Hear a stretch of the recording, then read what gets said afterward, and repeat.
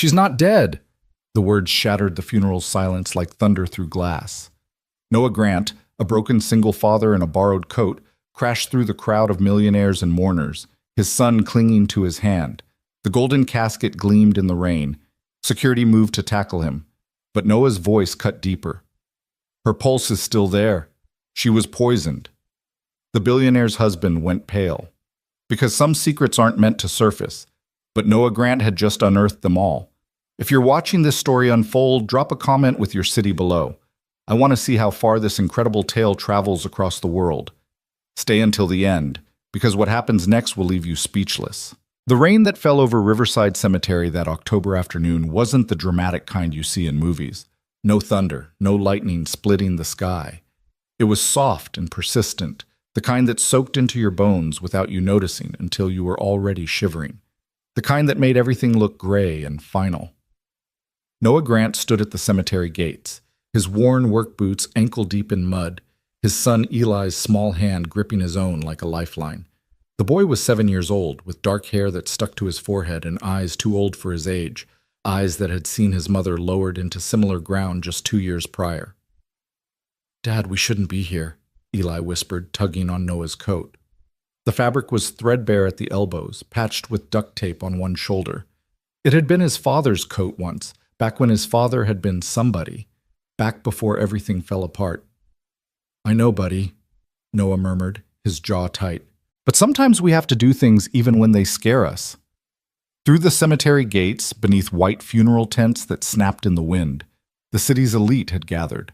Black suits, designer dresses, umbrellas that cost more than Noah's monthly rent. They had come to mourn Vivian Clark, the steel magnolia of the business world, the woman who'd built Clark Industries from a single patent into a multinational empire worth $3 billion. Noah had never met Vivian Clark. He'd only seen her face on magazine covers while waiting in grocery store checkout lines he could barely afford. But he knew her death wasn't what they said it was.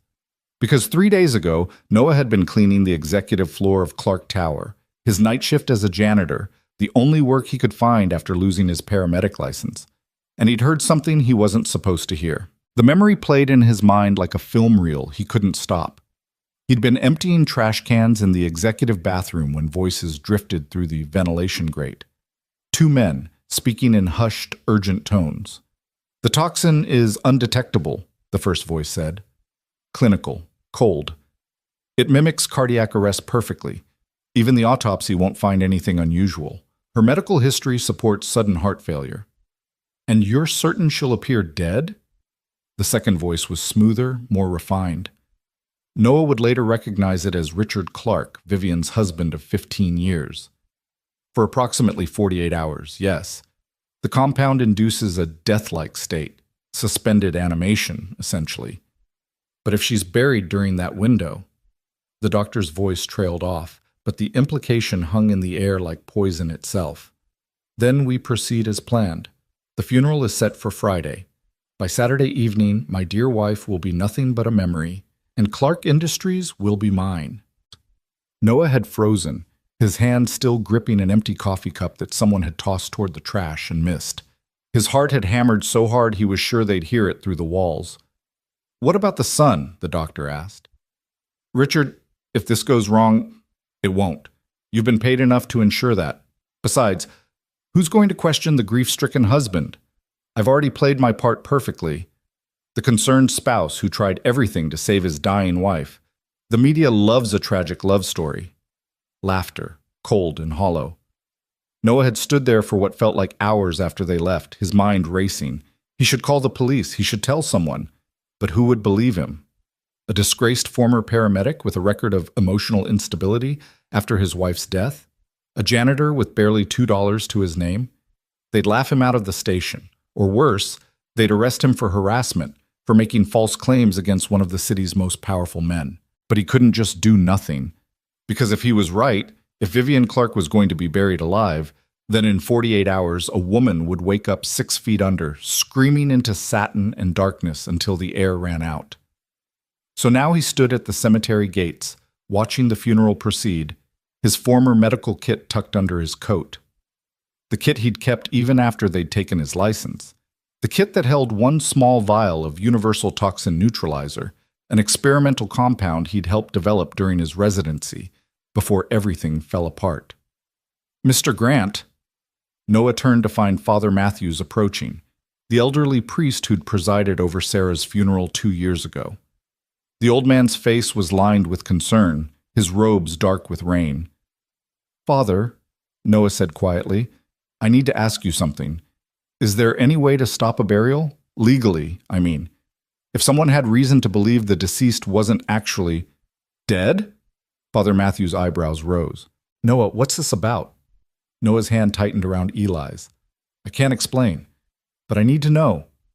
If someone objected during a funeral, could they demand an examination before burial?" The priest studied him for a long moment. "In theory, yes, if there was reasonable cause to suspect. But Noah, objecting to a burial is serious. You'd need evidence. And if you're wrong—" He didn't finish, but his meaning was clear. "You'd be destroyed." "I understand," Noah said softly. "Thank you, Father." The priest laid a hand on Noah's shoulder. "Whatever you're thinking of doing, think carefully. These people—" He gestured toward the funeral. "They have power. They have lawyers. They can crush a man and not even notice the dust." "I know," Noah replied, "but some things are worth the dust." Father Matthews nodded slowly, then walked away, his robes trailing in the wet grass. "Dad, what are we doing?" Eli asked again, his voice small. Noah knelt down, bringing himself eye level with his son. Rain dripped from his hair onto his face, but he didn't wipe it away. "Eli, do you remember what Mom used to say about doing the right thing even when it's hard?" The boy nodded, his lower lip trembling. "She said that's what heroes do." "That's right." Noah cupped his son's face gently. "Sometimes being a hero means people think you're crazy. Sometimes it means losing things. But it also means that when you lie down at night, you can sleep, because you know you tried." "Are you going to try to save someone, Dad?" Noah's throat tightened. "I'm going to try, buddy. I'm going to try real hard." He stood and took Eli's hand again. Together, they walked through the cemetery gates. The funeral had reached its final stage. The pastor, not Father Matthews, but a younger man Noah didn't recognize, stood before the golden casket, his voice carrying across the wet grass. "Ashes to ashes, dust to dust. We commit Vivian Clark to the earth from which she came, trusting in God's eternal mercy." The casket began to lower.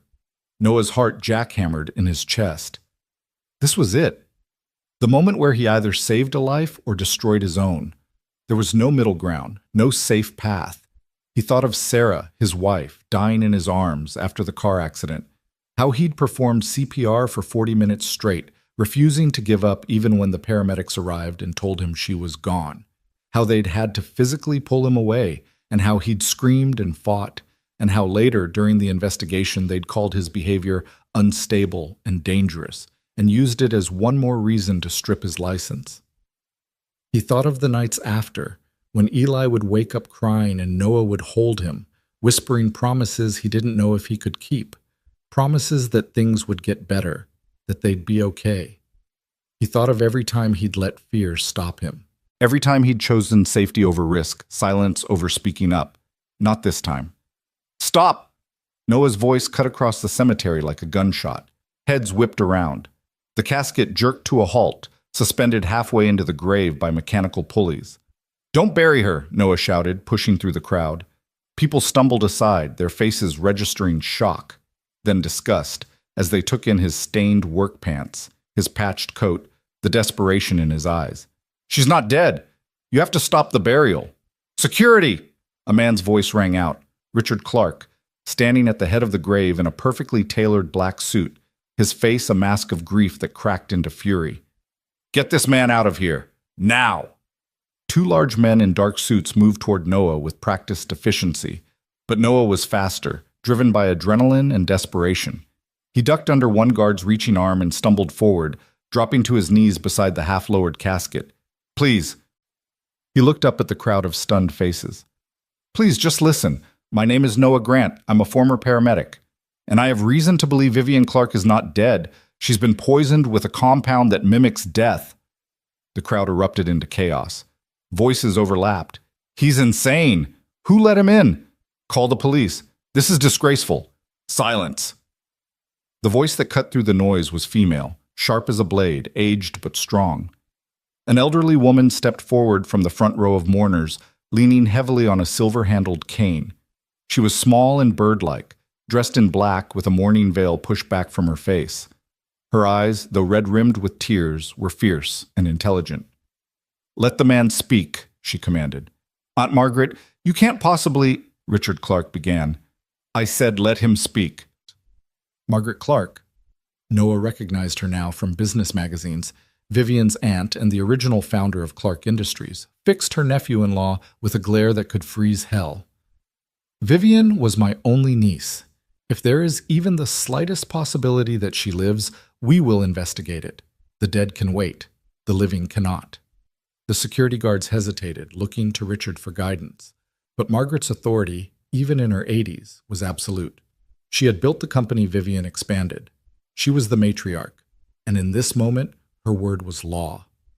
Richard's jaw worked silently, rage simmering beneath his grief-stricken facade. But he nodded curtly. "Fine, let the lunatic have his minute. Then we bury my wife in peace."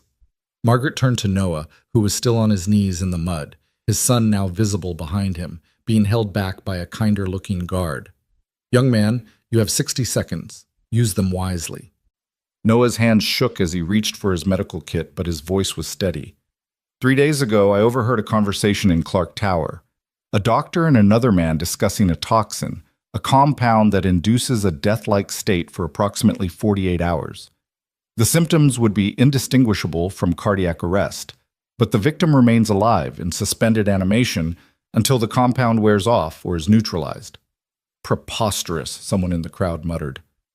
"Tetrodotoxin," Noah continued, pulling out his old stethoscope with trembling fingers. "Used in certain cultural practices, incorrectly referred to as zombie poison in popular media. It's real. It's undetectable in standard toxicology screens, and it was used on Vivian Clark." Margaret's eyes narrowed. "And you're certain of this?" "I'm certain enough to stake everything I have on it," Noah said quietly, "which isn't much. But ma'am, your niece's funeral is exactly 42 hours after her declared time of death. That's not coincidence. Someone wanted her in the ground before she could wake up." A collective gasp rippled through the crowd. Margaret went very still, her knuckles white on her cane. Then she looked at Richard. 42 hours, is that true?" Richard's face had gone pale. "The funeral arrangements were made according to her wishes. Vivian wanted to be cremated," Margaret said softly, dangerously. "She told me so herself, many times. She was terrified of being buried alive. It was a phobia she'd had since childhood. So why, Richard, is my niece in a casket being lowered into the ground?" The silence that followed was deafening. Richard's mouth opened and closed. The doctor, Dr. Pemberton, said that given the circumstances, cremation wasn't advisable. "Legal reasons," he said. "Where is Dr. Pemberton?" Margaret demanded, looking around. "Why isn't he here?" No one answered. Because Dr. James Pemberton, Vivian's personal physician for 10 years, was notably absent from the funeral of his most prominent patient. Margaret turned back to Noah, something new in her eyes. Not quite belief, but no longer dismissal. "What do you need?" Noah had already pulled out the stethoscope. "Permission to examine her. Just a few minutes. If I'm wrong, I'll leave peacefully. You can bury her, and I'll accept whatever consequences come. But if I'm right," his voice broke slightly, "if I'm right, we're about to commit murder in front of 50 witnesses." The crowd shifted uneasily. Rain pattered on umbrellas in the silk-lined casket. Eli watched his father with wide, frightened eyes. Margaret lifted her chin. "Open it." "Aunt Margaret, you can't—" Richard stepped forward, but Margaret raised her cane, pointing it at his chest like a weapon. "Open the casket, or I'll have you removed from the cemetery, Richard. Your choice." For a moment, Noah thought Richard would fight. The man's face had gone from pale to flushed, his fists clenched at his sides. But then he stepped back, his voice tight. "This is madness, complete madness." Two funeral attendants moved forward, their movements slow and uncertain. They released the locks on the casket, and the golden lid rose with a whisper of expensive hinges. Noah forced himself to look. Vivian Clark lay in white silk, her hands folded over her chest. She was beautiful even in death, or apparent death. Her dark hair arranged perfectly, her face peaceful, her skin pale, but not gray. She wore a navy dress, simple and elegant, a string of pearls, no other jewelry. She looked dead. Perfectly, convincingly dead. For a horrible moment, Noah's certainty wavered. What if he was wrong? What if he'd misheard? What if his grief over Sarah, his desperation to save someone this time, had twisted his perception? Then he saw it. The smallest thing, barely perceptible, the hollow of her throat, where a pulse should be visible if you look closely enough. It moved. Once. Barely a flutter. She has a pulse, Noah breathed. Faint, but it's there.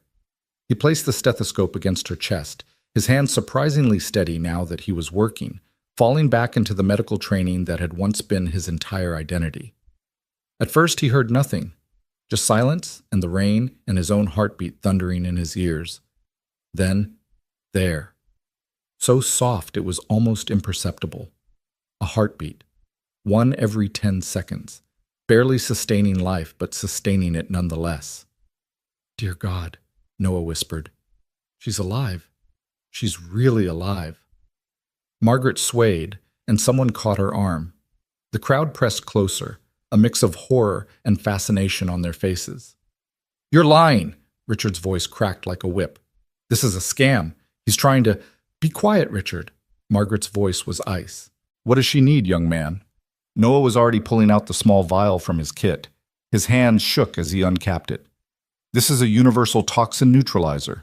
Experimental but proven effective against suspended animation compounds. It should counteract the tetrodotoxin and bring her back to consciousness.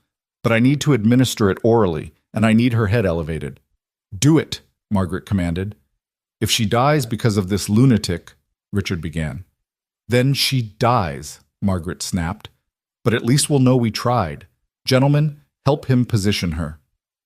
The funeral attendants looked at each other, then at Noah, then carefully lifted Vivian's head and upper body, supporting her weight. Noah's old coat, the one he'd laid on the wet grass, became her pillow as they propped her up slightly. Noah's hands trembled as he tilted Vivian's head back gently, opening her mouth slightly. The vial seemed impossibly small in his hands, this tiny glass tube that held either salvation or damnation. Please, he whispered, to God, to Sarah, to the universe. Please let this work. He squeezed 2 drops onto Vivian's tongue. Then nothing. The seconds stretched into eternity. The crowd held its collective breath. Rain fell. Somewhere in the distance, a car horn honked on the highway beyond the cemetery walls. Noah counted in his head, the way he'd been trained to in medical school. 1 Mississippi, 2 Mississippi, 3 Mississippi. At 15 Mississippi, Vivian's throat convulsed. She's choking, someone yelled. No, Noah said quickly, leaning closer. No, she's swallowing. That's good. That means her reflexes are returning. Vivian's chest moved. A shallow breath, then another. Her fingers twitched against the white silk. My God, Margaret breathed. My God, she's breathing. Then Vivian's eyes snapped open. She gasped, a horrible rattling sound like air being dragged through a straw, and began to cough violently. The funeral attendants nearly dropped her in shock. Noah caught her shoulders, supporting her as her body convulsed, fighting its way back to life. It's okay, he said softly, close to her ear. It's okay. You're okay. Just breathe, nice and slow. You're safe now. Vivian's eyes, dark and confused and terrified, found his. Her mouth moved, but no sound came out at first, just more coughing, more gasping. Her hands clutched at Noah's arms with surprising strength for someone who'd been dead moments ago. The crowd exploded into chaos, screaming, crying, people pulling out phones, someone shouting for an ambulance. Margaret collapsed into a chair, her face buried in her hands, her shoulders shaking with sobs. And through it all, Richard Clark stood frozen, his face a mask of absolute horror, because his perfectly planned murder had just failed in front of 50 witnesses. Water, Vivian croaked, her voice like gravel. Need Water. Someone thrust a bottle forward. Noah helped her drink, supporting her head as she took tiny, desperate sips. Easy, he murmured. Not too fast. Your system is still recovering. Vivian's eyes traveled from Noah to the casket she was still partially lying in, to the open grave beside it, to the crowd of stunned mourners. Her face went from confused to comprehending to enraged in the space of a heartbeat. "Richard," she gasped, her eyes finding her husband. Her voice was getting stronger now, fueled by fury. You tried to kill me." Richard's face crumpled. For just a moment, Noah saw genuine emotion there. But it wasn't remorse. It was rage. Pure, impotent rage at a plan gone wrong. "Darling, I don't know what—" Richard began, taking a step forward. "Don't." Vivian's voice cracked like thunder. "Don't you dare. I remember. I remember the wine at dinner. I remember you watching me drink it, telling me to finish it all. I remember falling asleep at the table and waking up—" Her voice broke. Waking up in darkness, unable to move, unable to scream, hearing voices around me but not being able to respond, feeling them prepare my body, dress me, watching through my own frozen eyes as they closed the casket lid. She began to sob, her whole body shaking. Noah kept supporting her, his heart breaking for her terror. "Call the police," Margaret said, her voice cold and hard as steel. "Now." Richard turned to run. He made it 3 steps before Eli Grant stuck out his leg. The billionaire hit the mud face first, his expensive suit ruined. Before he could rise, 2 of the largest mourners, men Noah recognized as Vivian's security team, had pinned him down. "Let me go!" Richard screamed, his composure finally shattering completely. "You don't understand. She was going to destroy everything. The company, my reputation, everything. She was going to divorce me with nothing. I built that empire just as much as she did. It was mine. "You built nothing," Vivian said, her voice gaining strength with each word. Noah was still supporting her, but she was sitting up now under her own power, fire returning to her eyes. "I made you, Richard. I took a nobody with an MBA and a smile and made you into someone. And you repaid me by trying to bury me alive." Sirens wailed in the distance, growing closer. Margaret made her way to Vivian's side, tears streaming down her face. "Oh, my dear child, my dear, dear child." She took Vivian's hand, squeezing it tightly. Then she turned to Noah, her eyes bright with tears and something deeper. "You saved her. You saved my niece. Young man, I don't know who you are or where you came from, but you saved her life."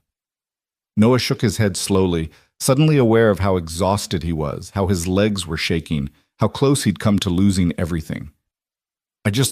I couldn't let another person die if I could prevent it. I couldn't. Dad!" Eli broke free from the guard and ran to Noah, wrapping his arms around his father's waist. "Dad, you did it! You saved her!" Noah knelt and held his son, and for the first time in years he let himself cry. Great gasping sobs of relief and release, and the overwhelming weight of what had just happened. The police arrived minutes later, 3 squad cars screaming into the cemetery, officers pouring out. Richard was arrested on the spot, screaming about his lawyers and his rights, and how this was all a misunderstanding. Dr. Pemberton's name came up immediately when Vivian gave her statement, and officers were dispatched to his office and home. An ambulance arrived to transport Vivian to the hospital for observation. As the paramedics loaded her onto a stretcher, alive, breathing, furious, she caught Noah's hand.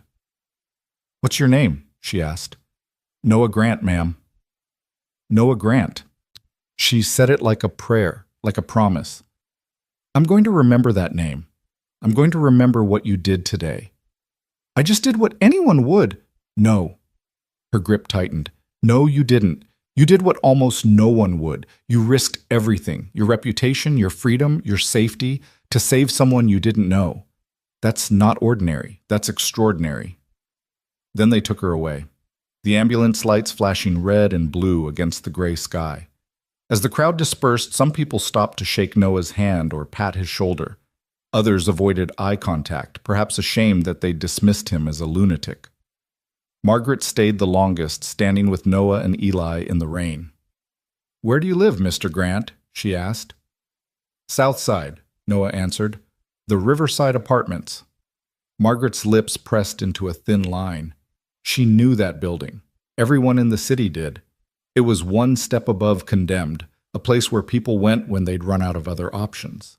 And your son? Eli, he's 7. Margaret looked at the boy who was clinging to his father's hand, his hair plastered to his head with rain. Then she pulled out a business card, actual paper, expensive stock, and pressed it into Noah's hand. Come to my office on Monday, she said. 10 o'clock. Don't be late. Ma'am, I appreciate it, but I don't need— Yes, you do. Margaret's voice was gentle but firm.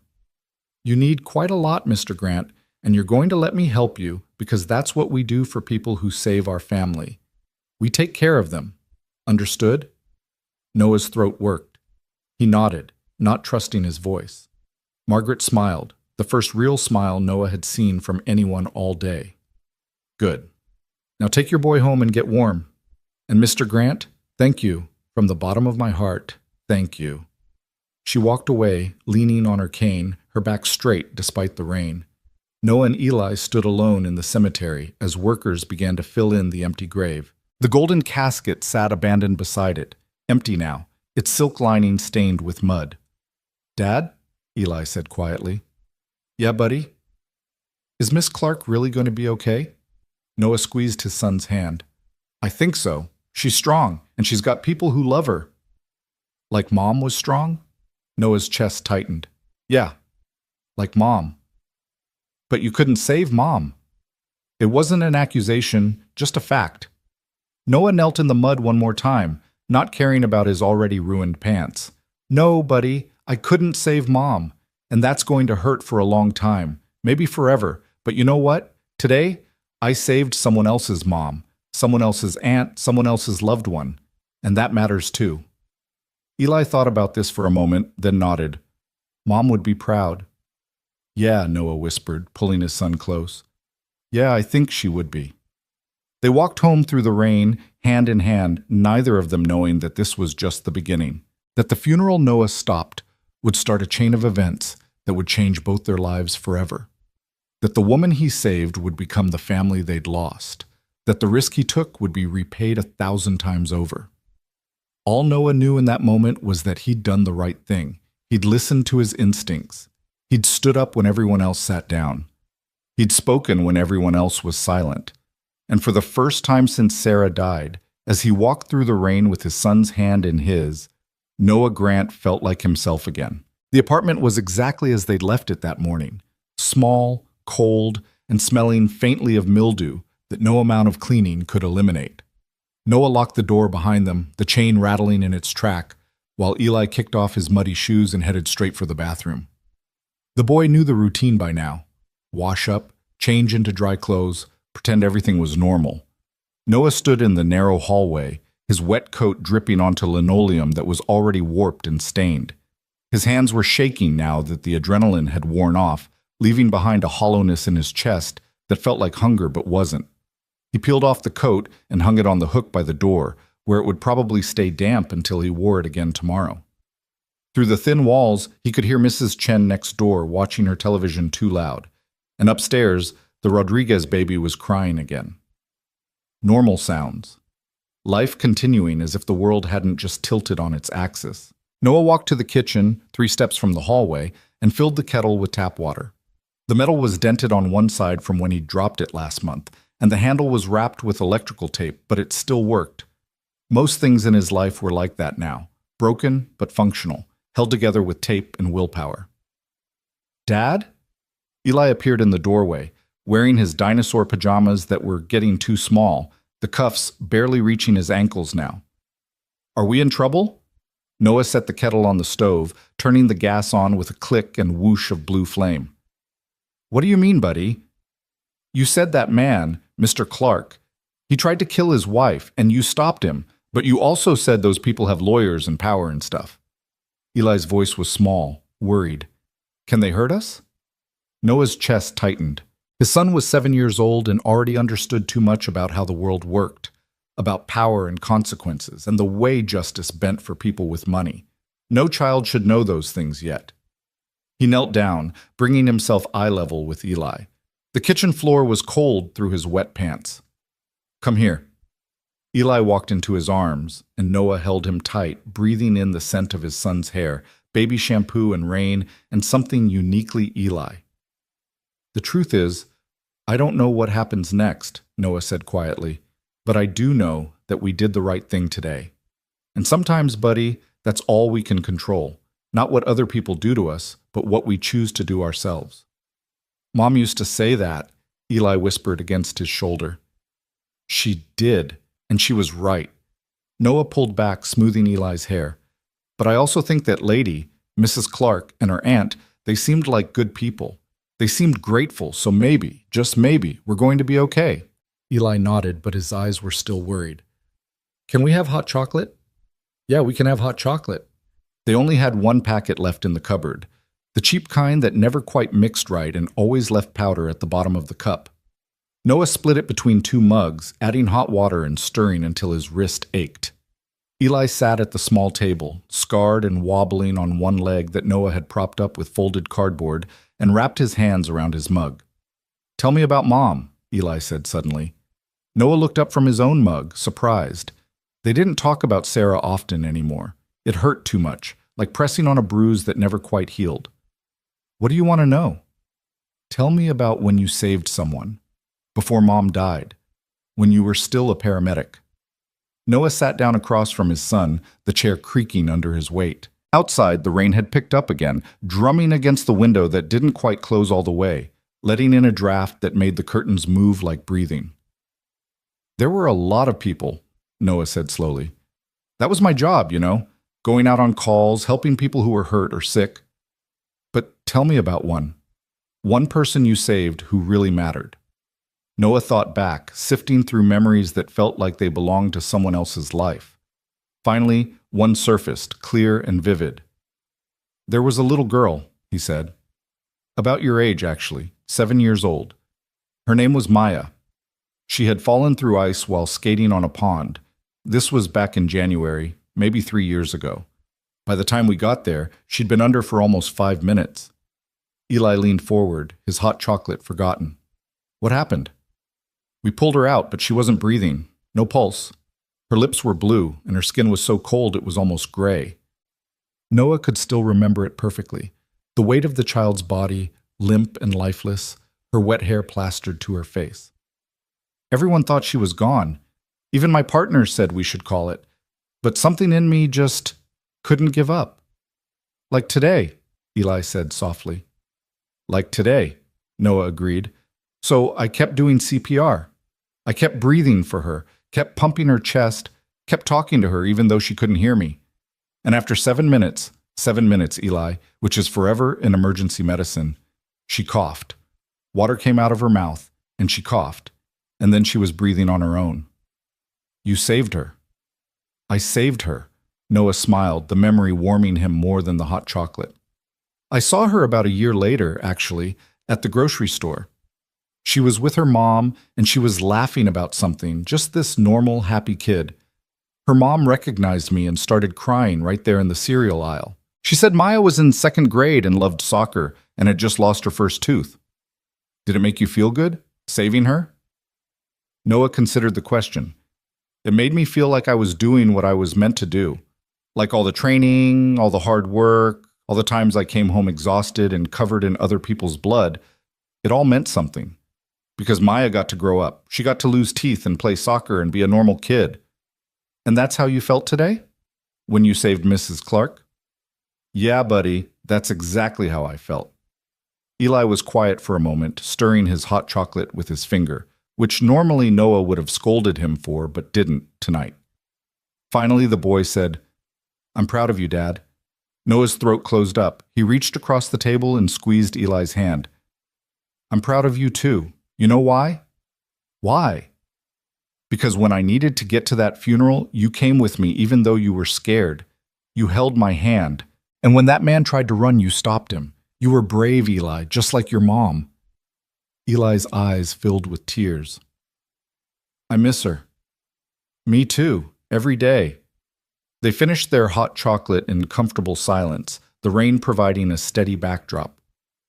Eventually, Noah got Eli ready for bed, tucking him in on the pull-out sofa that served as his bedroom in their one-room apartment. The boy was asleep within minutes, exhausted from the day's drama. Noah sat at the kitchen table in the dark, too wired to sleep, his mind replaying everything that had happened. The funeral, Vivian's eyes opening, Richard's face when his plan fell apart, Margaret's promise. That business card was in his pocket, slightly damp from the rain, the raised lettering of Margaret Clark's name embossed in gold. Come to my office on Monday. 10 o'clock. Tomorrow was Sunday. He had one day to prepare for whatever that meeting would bring. Part of him wanted to hope, wanted to believe that maybe, just maybe, his life was about to change. But another part, the part that had been beaten down by 2 years of rejection and struggle, whispered that hoping was dangerous, that people like Margaret Clark made promises in moments of emotion and forgot them by morning. He pulled out his phone, the screen cracked but still functional, and opened a browser, typed in Vivian Clark and news. The results exploded across his screen. Billionaire Vivian Clark alive, husband arrested for attempted murder. Miracle at Riverside Cemetery, woman wakes from dead. Janitor hero stops burial, saves billionaire's life. There were photos, grainy cell phone pictures taken by funeral attendees. Noah saw himself on his knees in the mud, his hands on Vivian's shoulders as she coughed and gasped. Another showed Richard being dragged away by police, his face twisted in rage. A third showed Margaret with her arm around Vivian at the hospital, both women crying. And there were videos, dozens of them. Noah clicked on one with shaking hands. The footage was shaky, filmed from someone at the back of the funeral crowd. But the audio was clear. "Stop! Don't bury her! She's not dead!" Noah watched himself push through the crowd, heard his own desperate voice explaining about the poison, saw the crowd's reaction. He watched Vivian's chest begin to move, watched her eyes open, watched the moment everything changed. The video had been posted 2 hours ago. It already had 3 million views. "Oh, God," Noah whispered. His hands were shaking so badly he nearly dropped the phone. The comment section was a mix of reactions. This man is a hero. Faith in humanity restored. Why was the janitor the only one who noticed? The husband should get the death penalty. Someone start a GoFundMe for this guy. Noah closed the browser and set the phone down, his heart racing. He wasn't ready for this. For attention, for scrutiny, for people looking at his life and finding all the broken pieces he'd been trying to hide. He thought about going to Margaret's office on Monday, thought about whatever she wanted to offer him, and for the first time, he let himself consider that maybe accepting help wasn't weakness. Maybe it was just wisdom. Sleep came eventually, fitful, and filled with dreams of caskets and rain and Sarah's voice calling his name from somewhere he couldn't reach. Sunday morning arrived gray and cold. Noah woke to Eli shaking his shoulder, the boy's face pressed close to his. "Dad, there are people outside." Noah sat up, confused, his neck aching from sleeping in the kitchen chair. "What?" "People. With cameras. They're in the parking lot." Noah stumbled to the window and pulled back the curtain. His stomach dropped. There were at least a dozen people in the apartment complex parking lot below, some with professional cameras, others just holding phones. A news van sat at the curb, satellite dish extended. As Noah watched, a woman in a red blazer gestured at his building while talking to a camera.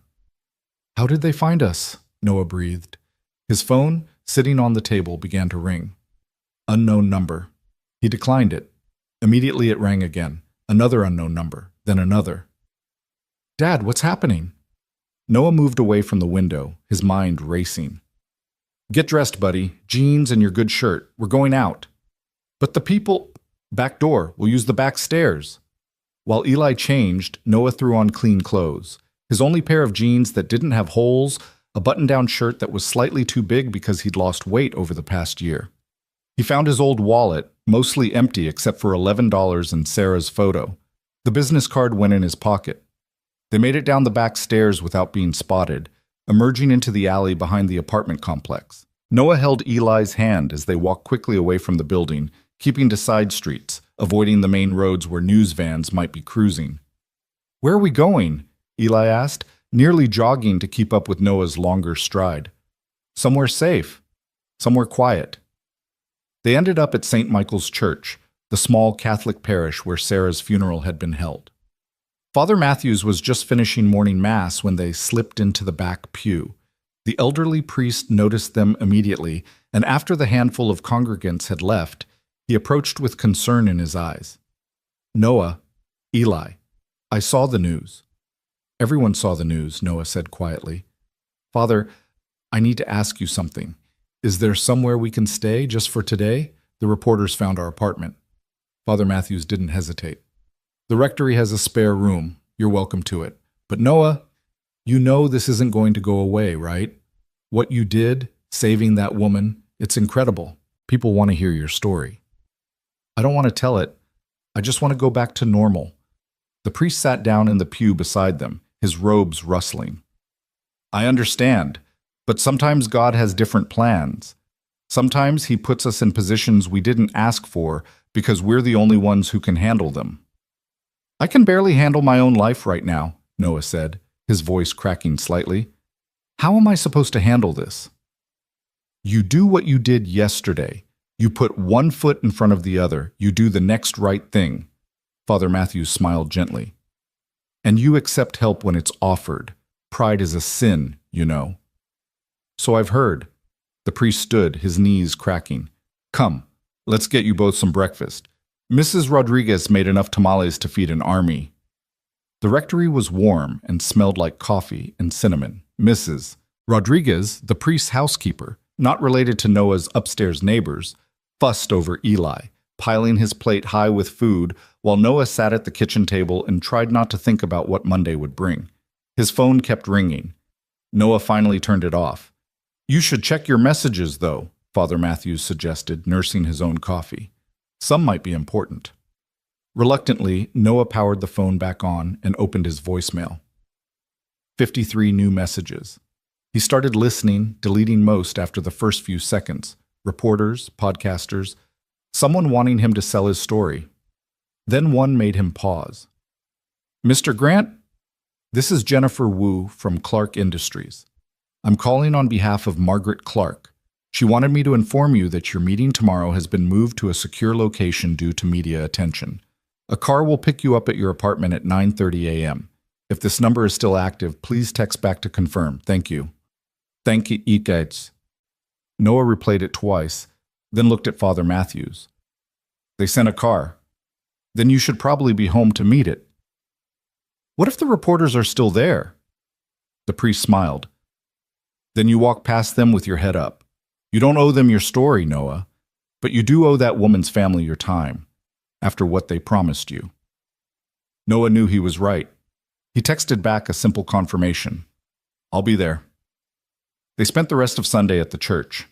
Eli helped Mrs. Rodriguez in the kitchen while Noah sat in the sanctuary, staring at the stained glass windows and trying to pray. The words wouldn't come, though, just a jumble of fears and hopes and the constant question, what happens now? Evening came too quickly. Father Matthews drove them home in his old sedan, pulling up to the apartment complex where, thankfully, most of the reporters had left. Only one van remained, and the woman in the red blazer perked up when she saw them. "Mr. Grant! Mr. Grant, can we have just a moment?" "No comment," Noah said firmly, keeping Eli close as they hurried to the building entrance. "Is it true you're a disgraced paramedic?" Noah froze, his hand on the door. Slowly, he turned. The reporter smiled, sensing blood in the water. "Our research shows you lost your medical license after a behavioral incident following your wife's death.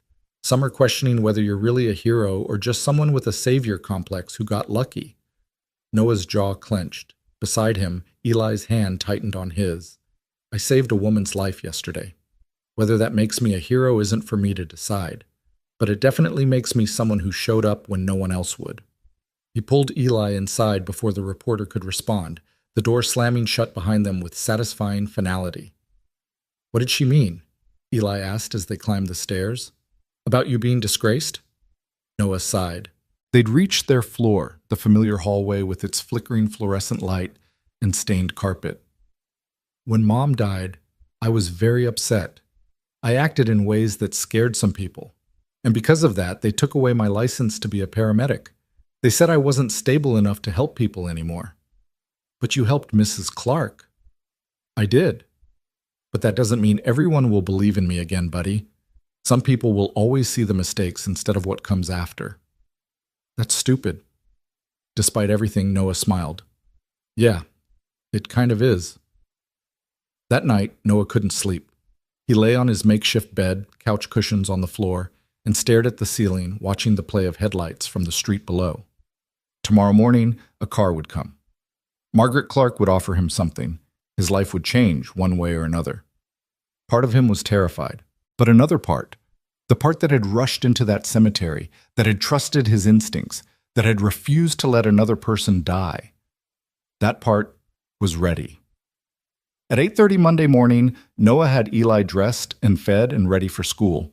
The boy's backpack was packed, his lunch made from the last of their groceries, a peanut butter sandwich, and an apple that was slightly too soft.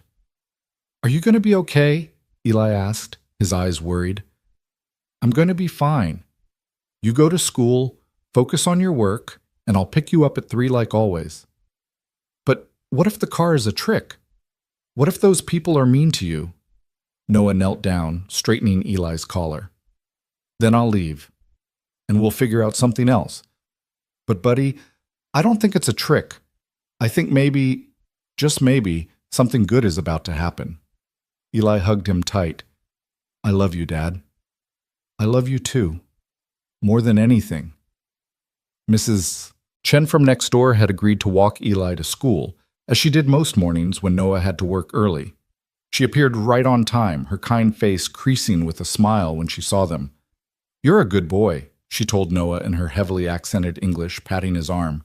Saving that woman, your wife, she would be proud. Thank you, Mrs. Chen. After they left, Noah stood in the apartment alone. He'd worn his best outfit, the same button-down shirt from yesterday, now pressed as well as he could manage with their temperamental iron, dark slacks that were only slightly worn at the knees, his only pair of dress shoes that he'd polished until they shone. He looked at himself in the bathroom mirror and barely recognized the man staring back. When had he gotten so thin? When had those lines appeared around his eyes?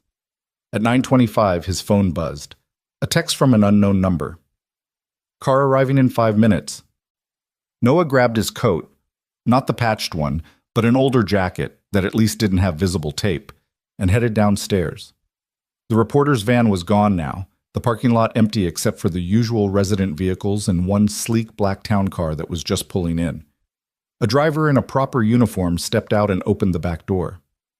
Mr. Grant? That's me. I'm here to take you to Mrs. Clark, if you'll please come with me. The interior of the car smelled like leather and something expensive Noah couldn't identify. He sank into the seat, feeling profoundly out of place, and the driver pulled smoothly out of the lot. They drove through the city in silence, the morning traffic thick around them. Noah watched the streets change as they moved from his neighborhood, run down and forgotten, through the business district, and finally into an area of the city he'd never had reason to visit. Here, the buildings were newer, cleaner, surrounded by landscaped gardens and security gates. The car pulled up to a modern glass structure with Clark Industries etched in steel letters across the front. But instead of the main entrance, they drove around to a private garage where an elevator waited, doors already open. Mrs. Clark is expecting you, the driver said. Top floor. The receptionist will direct you. Noah stepped into the elevator, his reflection staring back at him from multiple mirrors. The ascent was so smooth he barely felt it, and then the doors opened onto a reception area that looked like something from a magazine. Everything was white and chrome and glass. The furniture probably costing more than Noah's entire apartment building. A young woman in a crisp suit smiled at him. Mr. Grant, right this way, please. She led him down a hallway lined with photographs, the history of Clark Industries, from a single small factory to a global empire. And there, in many of the photos, was Vivian Clark, shaking hands with presidents and prime ministers, cutting ribbons, speaking at podiums.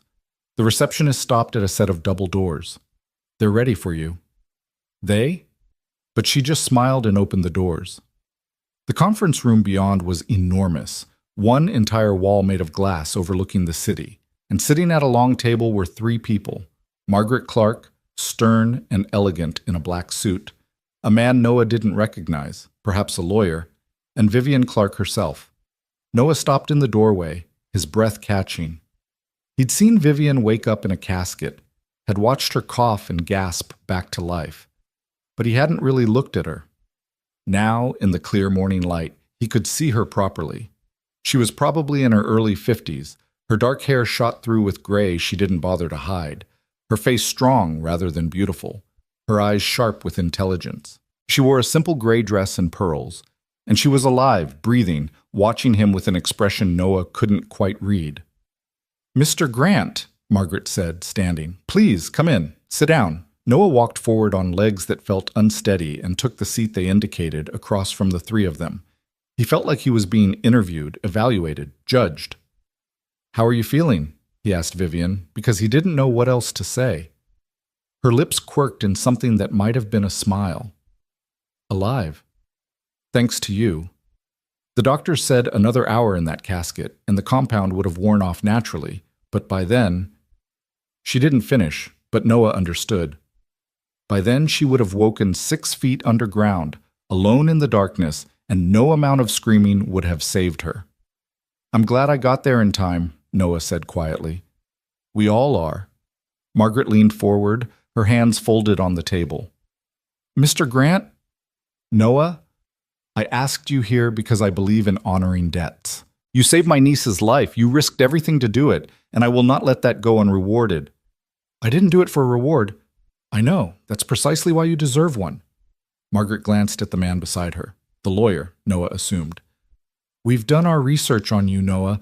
I hope you don't mind. We know about your history as a paramedic, about your wife's death, about the incident that led to your license being revoked." Noah's hands clenched in his lap. "Then you know I'm not exactly employee of the year material." "On the contrary," Vivian said, speaking for the first time since Noah entered. Her voice was still slightly hoarse, but strong. "We know you're someone who acts on conviction, someone who doesn't give up even when everyone tells them to, someone who sees what needs to be done and does it, consequences be damned." She stood and walked to the window, her back to them as she looked out over the city. "Do you know how many people were at my funeral, Noah?" 53. Business partners, board members, society friends. People who'd known me for years, who'd worked with me, who'd claimed to care about me. And not one of them questioned that I was dead. Not one noticed something was off. Not one had the courage or the instinct to speak up. She turned back to face him. "But you did." A janitor who'd overheard a conversation. A stranger with nothing to gain and everything to lose. You saw the truth that no one else could see, and you acted on it. "What are you offering me?" Noah asked, because he had to know, had to understand what this meeting was really about. Margaret smiled. "A job, to start with. We need someone to head our new safety and wellness division, a department we're creating specifically to address workplace safety, employee well-being, and crisis response. Someone with medical training and real-world experience. Someone who thinks independently and isn't afraid to challenge authority when necessary." Noah stared at her. "You want me to work here, at Clark Industries?" "Not just work here. We want you to build something. This company has gotten too big, too impersonal. We've forgotten that behind every employee number is a real person with real needs. You can help us change that." "I don't have a medical license anymore," Noah said. "I'm not certified for—" "We're not asking you to practice medicine," the lawyer interjected. "We're asking you to use your experience and instincts to make this company safer, to be a voice for people who might not speak up for themselves. And frankly, Mr. Grant, after what you did on Friday, your lack of certification is irrelevant. You've proven your competence." Noah's mind was reeling. "What about my son? He's 7. I'm a single parent. I can't work crazy hours or travel." "The position comes with flexible hours," Margaret said. "And childcare benefits. In fact, there's an excellent private school not far from here that I think young Eli would thrive in. Full scholarship, of course." "Of course," Noah repeated faintly. Vivian returned to the table and sat down across from him, her eyes holding his. "Noah, I'm not going to lie to you. This isn't charity. Even though we owe you everything, we genuinely believe you can help this company. But I also understand if you need time to think about it. This is a lot to process." It was too much, too fast, 2 days ago, Noah had been scrubbing toilets and living paycheck to paycheck. Now he was sitting in a glass tower being offered a position he didn't understand at a salary they hadn't even mentioned yet. "How much does it pay?" he asked, because that was the practical question, the one that mattered when you had $11 in your wallet and a son who needed new shoes. The lawyer slid a paper across the table. Noah looked down at the number and felt the room tilt. "That's annually," Margaret said, watching his reaction. "Plus benefits, including health insurance, dental, vision, and a housing allowance if you need it." The number had more zeros than Noah had seen in his bank account in his entire life, combined. "Why?" he whispered. "Why so much?" "Because that's what the position is worth," Vivian said simply. "Because we can afford it, and you deserve it. And because, frankly, we want to make sure you're comfortable enough that you can focus on the work rather than worrying about where your next meal is coming from." Noah thought of Eli, eating peanut butter sandwiches for lunch every day because that's all they could afford. Thought of their apartment with its broken heater and leaking ceiling. Thought of the fear that woke him at 3 a.m, wondering what would happen if he got sick, if he couldn't work, if they ended up on the street. He thought of Sarah, too. What she would say if she were here. And he knew exactly what it would be. "Take the help, Noah. Let someone catch you for once. You've been falling for so long." "I have conditions," he said, his voice steadier now. Margaret raised an eyebrow. "Go on." "I need time to be a father. School events, sick days, everything. Eli comes first, always." "Agreed," Vivian said immediately. "And I need to know I'm actually doing something meaningful. Not just being parked in an office because you feel guilty. I need real work, real purpose." "You'll have it," Margaret promised. "In fact, I think you'll find yourself busier than you'd like." "And one more thing." Noah took a breath. "I want the chance to reapply for my paramedic license. I know that's not something you can control, but if this company has any influence with the medical board, I want help fighting to get it back. Not because I need it for this job, but because it was taken from me unfairly. And I want to prove that I'm not the broken man they said I was." The three of them exchanged glances. Then Vivian nodded. "We have lawyers, good ones. If you want to appeal the board's decision, we'll back you fully. Pro bono." Noah felt something in his chest loosen, a knot he'd been carrying for 2 years finally starting to unravel. "Then yes." "My answer is yes." Margaret smiled, a real smile that reached her eyes. "Welcome to Clark Industries, Noah Grant. I think this is the beginning of something extraordinary." They spent the next hour going over paperwork, signing contracts, discussing start dates and logistics. Noah would begin in 2 weeks, giving him time to give notice at his current job. Not that the cleaning company would care. And to get Eli enrolled in his new school. As the meeting wrapped up, Vivian walked Noah to the elevator. "There's something I need to say to you," she began, then stopped, her composed facade cracking slightly. "When I was in that casket, trapped in my own body, unable to move or speak, I heard everything. Every word of the funeral, Richard's eulogy, where he spoke about loving me while knowing he'd poisoned me, my aunt crying, my friends sharing memories, and I heard you too." She touched Noah's arm gently. "I heard you fighting for me. I heard your voice so certain, so desperate, and in that moment, trapped in darkness, you were the only light I had, the only hope. So when I say thank you, I'm not just thanking you for saving my life. I'm thanking you for refusing to let me die alone and forgotten, for seeing me when no one else did." Noah's throat was tight. "You don't have to thank me." "Yes, I do. Because heroes should be acknowledged, and Noah, you're a hero. Don't let anyone tell you differently." The elevator arrived, and Noah stepped inside.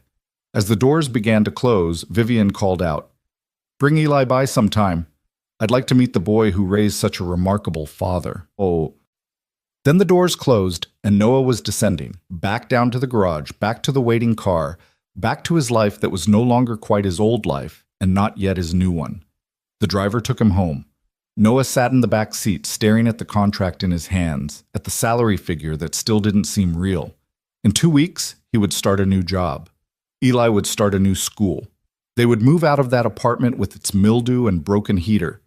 Everything was changing. The thought was terrifying and exhilarating in equal measure. When the car pulled up to his building, Noah thanked the driver and stepped out into the cool morning air. He had hours before he needed to pick up Eli from school.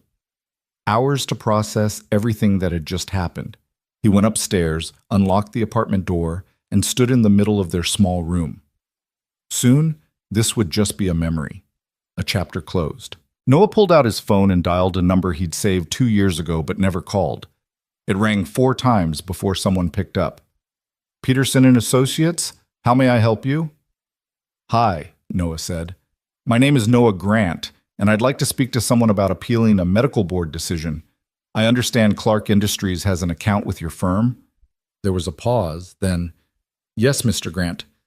We've been expecting your call. Let me transfer you to Mr. Peterson directly." As the hold music played, Noah looked around the apartment one last time as it was now, small and cold and barely sufficient. But it had kept them safe. It had been enough. Sometimes enough was all you needed until better came along. And better, it seemed, had finally arrived. The phone call with Mr. Peterson lasted 47 minutes. By the end of it, Noah had an appointment scheduled for Thursday to review his case, and the lawyer had assured him that with Clark Industries' backing, his chances of getting his license reinstated were extremely favorable. Those were the exact words Peterson had used, his voice smooth and confident in a way that made Noah want to believe him. After hanging up, Noah sat on the edge of the kitchen chair and let himself feel it, not just the hope, but the fear that came with it. Because hope was dangerous. Hope made you vulnerable. Hope meant that when things fell apart, and they always seemed to fall apart, the crash hurt worse than if you'd never climbed at all. But Sarah's voice echoed in his memory, clear as if she were standing beside him. "Noah, stop protecting yourself from disappointment and start letting yourself dream again. You can't live in the wreckage forever." She'd said that to him once, years ago, when he'd been afraid to apply for the advanced paramedic training program. Afraid he wasn't good enough, afraid he'd fail, afraid of 1,000 things that never actually happened. She'd pushed him to apply anyway, and he'd gotten in, and those 2 years of training had been some of the best of his life. Maybe it was time to listen to her wisdom again. Noah glanced at the clock. 12:30. He had 2.5 hours before school pickup, enough time to do something he'd been putting off for months. He found the box under his makeshift bed, buried beneath old blankets and shoes that didn't fit anymore. The cardboard was worn soft at the corners, the tape yellowed with age. He'd packed it the week after Sarah's funeral and hadn't opened it since. His hands shook as he pulled back the flaps. Inside were the pieces of his old life. His paramedic uniform, cleaned and folded. His name badge, the plastic scratched from years of use. Textbooks from medical school, their spines cracked from constant reading. Certificates of completion for various trainings. Photos of him and his old crew, Marcus, Jen, David, all of them grinning in front of the ambulance, exhausted after a double shift but alive in a way Noah hadn't felt in years. And at the bottom, wrapped carefully in tissue paper, was Sarah's stethoscope. She'd been a nurse, had worked in the pediatric ICU, and her stethoscope had been her most prized possession. Bright purple with tiny stars on it, chosen specifically to make the children smile when she listened to their hearts. Noah lifted it out, the weight familiar in his hands. He pressed it to his chest, over his own heart, and listened. The steady thump, thump, thump, thump, still beating, still fighting. "I'm trying, Sarah," he whispered to the empty apartment. "I'm really trying." He carefully repacked everything except the stethoscope, which he placed on the kitchen counter where he could see it, a reminder, a promise. Then he did something he hadn't done in months. He cleaned. Not just the basic maintenance that kept them from drowning in mess, but really cleaned. He scrubbed the kitchen counter until it shone, washed the windows until they were clear, organized their few possessions into neat arrangements. He threw out clothes that were beyond repair, made a list of things they'd need for the new apartment, whenever that happened. And by the time he finished, the place looked almost decent. It was still small and cold and imperfect, but it was cleaner. And somehow, that felt like progress. At 2:45, Noah walked to Riverside Elementary to pick up Eli. The school was a 10-minute walk from their apartment, a squat brick building with a chain-link fence and a playground that had seen better days. Noah stood with the other parents at the gate, most of them mothers who clutched coffee cups and chatted about things he never quite caught the thread of. He saw Mrs. Martinez, Eli's teacher, before she saw him. She was young, maybe late 20s, with kind eyes and infinite patience. She'd been good to Eli this year, understanding when he struggled to focus, gentle when he got upset about things other kids shrugged off. "Mr. Grant," she called, waving him over. "Can I speak with you for a moment?" Noah's stomach tightened. Those words never meant anything good. Of course. She led him a few steps away from the other parents, her expression concerned but not unkind. "I wanted to let you know that Eli had a rough day today. During reading time, some of the other students were talking about the news, about you and Mrs. Clark. One of them said something about you being famous, and another child said their parents called you a wannabe hero." Eli got very upset. Noah's hands clenched into fists. "Did he say anything? Do anything?" "He cried," Mrs. Martinez said softly. "Just sat at his desk and cried quietly. When I asked him what was wrong, he said he was worried that people were going to hurt you because you did something good." "Mr. Grant, I don't know all the details of what happened this weekend, but I can see it's affecting Eli. He's carrying adult worries that he shouldn't have to carry." "I know," Noah said, his voice rough. "I'm working on it. Things are going to change soon. Better school, better situation. I'm trying to give him better." Mrs. Martinez touched his arm gently. "You're a good father, I can see that. But make sure in trying to give him better circumstances, you don't forget to just be present. That's what he needs most." The bell rang before Noah could respond, and then Eli was there, his backpack dragging on the ground, his face blotchy from crying. He saw Noah and ran, wrapping his arms around his father's waist with such force that Noah stumbled back a step. "Hey, buddy," Noah murmured, stroking Eli's hair. "Rough day." Eli nodded against his chest, but didn't speak. Noah thanked Mrs. Martinez and guided his son away from the school, away from the other parents and their curious stares. They didn't go straight home. Instead, Noah led them to the small park 3 blocks over, just a few swings and a slide, the paint peeling and the chains rusty, but it was empty this time of day. They sat on the swings, neither of them pumping their legs, just sitting in the cooling afternoon air. "Want to talk about it?" Noah asked finally. Eli kicked at the dirt beneath his swing. "Tommy Baker said his dad said you're just a janitor who got lucky, that you probably made the whole thing up for attention." Noah's jaw clenched, but he kept his voice calm. "And what do you think?" "I think Tommy Baker's dad is stupid." Eli's voice was fierce, almost angry. "I was there, Dad. I saw you save her. I saw you be brave when everyone else was scared." "That's right, you did." "So Tommy Baker's dad's opinion doesn't really matter, does it?" "But other people believe him. I heard Mrs. Jensen at drop-off this morning telling another mom that you probably have issues. She said it like you're broken." There it was. The thing Noah had been afraid of. The shadow that followed him everywhere. His past. His supposed instability. The reputation he couldn't seem to escape no matter how hard he tried. "Eli, look at me." Noah waited until his son's eyes met his. "I am broken. In some ways. Losing your mom broke something in me that I don't know if I can ever fully fix. But being broken doesn't mean being useless. Sometimes the broken places are what let the light in. And yeah, I made mistakes. Big ones. I scared people when I was hurting, and I lost my job because of it. But I'm still here. I'm still fighting. And I saved a woman's life because I trusted myself even when no one else did. So being broken is okay. Being broken is human. What matters is what you do with the broken pieces. Do you hide them and pretend everything's fine? Or do you pick them up and build something new?" Eli thought about this, his swing swaying slightly in the breeze. "What are you building?" Noah smiled, thinking of the contract in his pocket, the lawyer's appointment, the new school, all of it.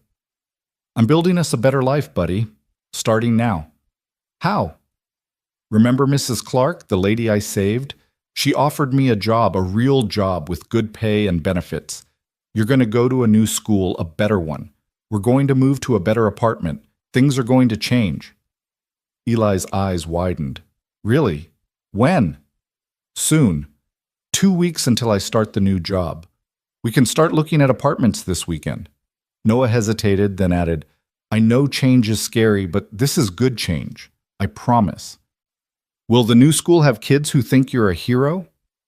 The new school will have kids who don't know anything about me except that I'm your dad, and that's all they need to know.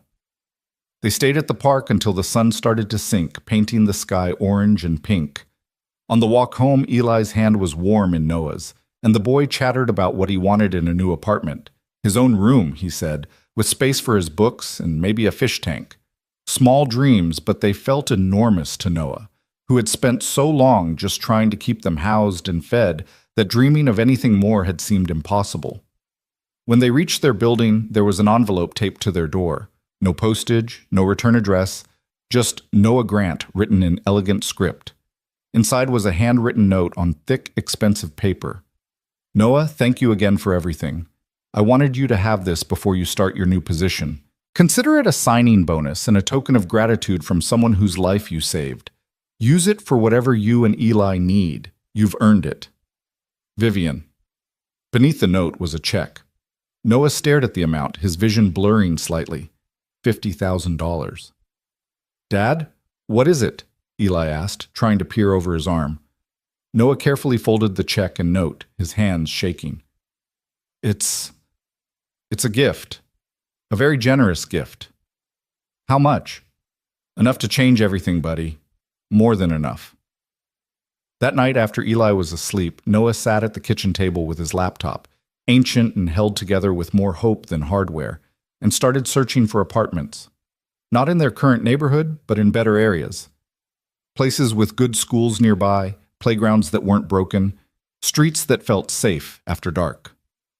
He found a 2-bedroom in the Riverside Heights area, 15 minutes from Clark Industries. The photos showed hardwood floors, large windows that actually opened, a kitchen with appliances that looked less than 20 years old. The rent was 3 times what he currently paid, but with his new salary, it was manageable. More than manageable. He filled out an application, attached proof of his new employment. Margaret had emailed him an offer letter that afternoon, and hit submit before he could second-guess himself. Then he opened a new tab and searched for private schools near Riverside Heights. Riverside Academy appeared first in the results. The website showed children in neat uniforms, smiling in bright classrooms with actual art on the walls and computers that weren't ancient. The curriculum included music, art, physical education, even a garden program where students learned to grow vegetables. It looked like something from another world. Noah clicked on the admissions page, his heart sinking when he saw the tuition. But then he remembered Margaret's words. Full scholarship, of course. He sent an email to the admissions office mentioning Margaret Clark's name, feeling slightly guilty for using her influence, but knowing it was what she'd intended, and asking about enrollment procedures for Eli. The response came within 20 minutes, even though it was nearly 9 at night. They'd be delighted to meet with Eli, the director wrote. Could they come in Friday morning for a tour and assessment?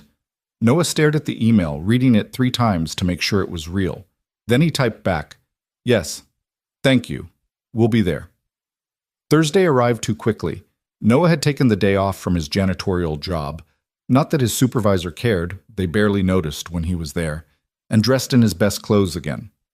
The meeting with Mr. Peterson was at 10. The law office of Peterson and Associates occupied the 23rd floor of a downtown high-rise. All polished wood and leather chairs and the kind of quiet that only money could buy.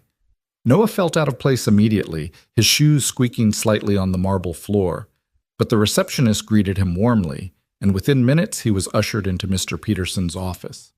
The lawyer was in his 50s, silver-haired and sharp-eyed, with the kind of confidence that came from winning more cases than he lost. He shook Noah's hand firmly and gestured for him to sit. "Mr. Grant, I've reviewed your case file. The medical board sent it over yesterday. I have to say, what happened to you was unconscionable." Noah blinked. "I'm sorry?" Peterson opened a folder on his desk, his expression darkening as he read. "You lost your license because of behavioral concerns stemming from your response to your wife's death. Specifically, you were deemed emotionally unstable because you performed CPR on your wife for over 40 minutes, refused to accept that she had died, and became agitated when other paramedics attempted to take over." He looked up. "Is that accurate?" "Yes," Noah said quietly. "I couldn't let her go. I kept thinking if I just tried harder, longer, she'd come back. And when they pulled me away, I fought them, physically fought them. They had to restrain me. Because your wife had just died in your arms, Peterson said, his voice hard.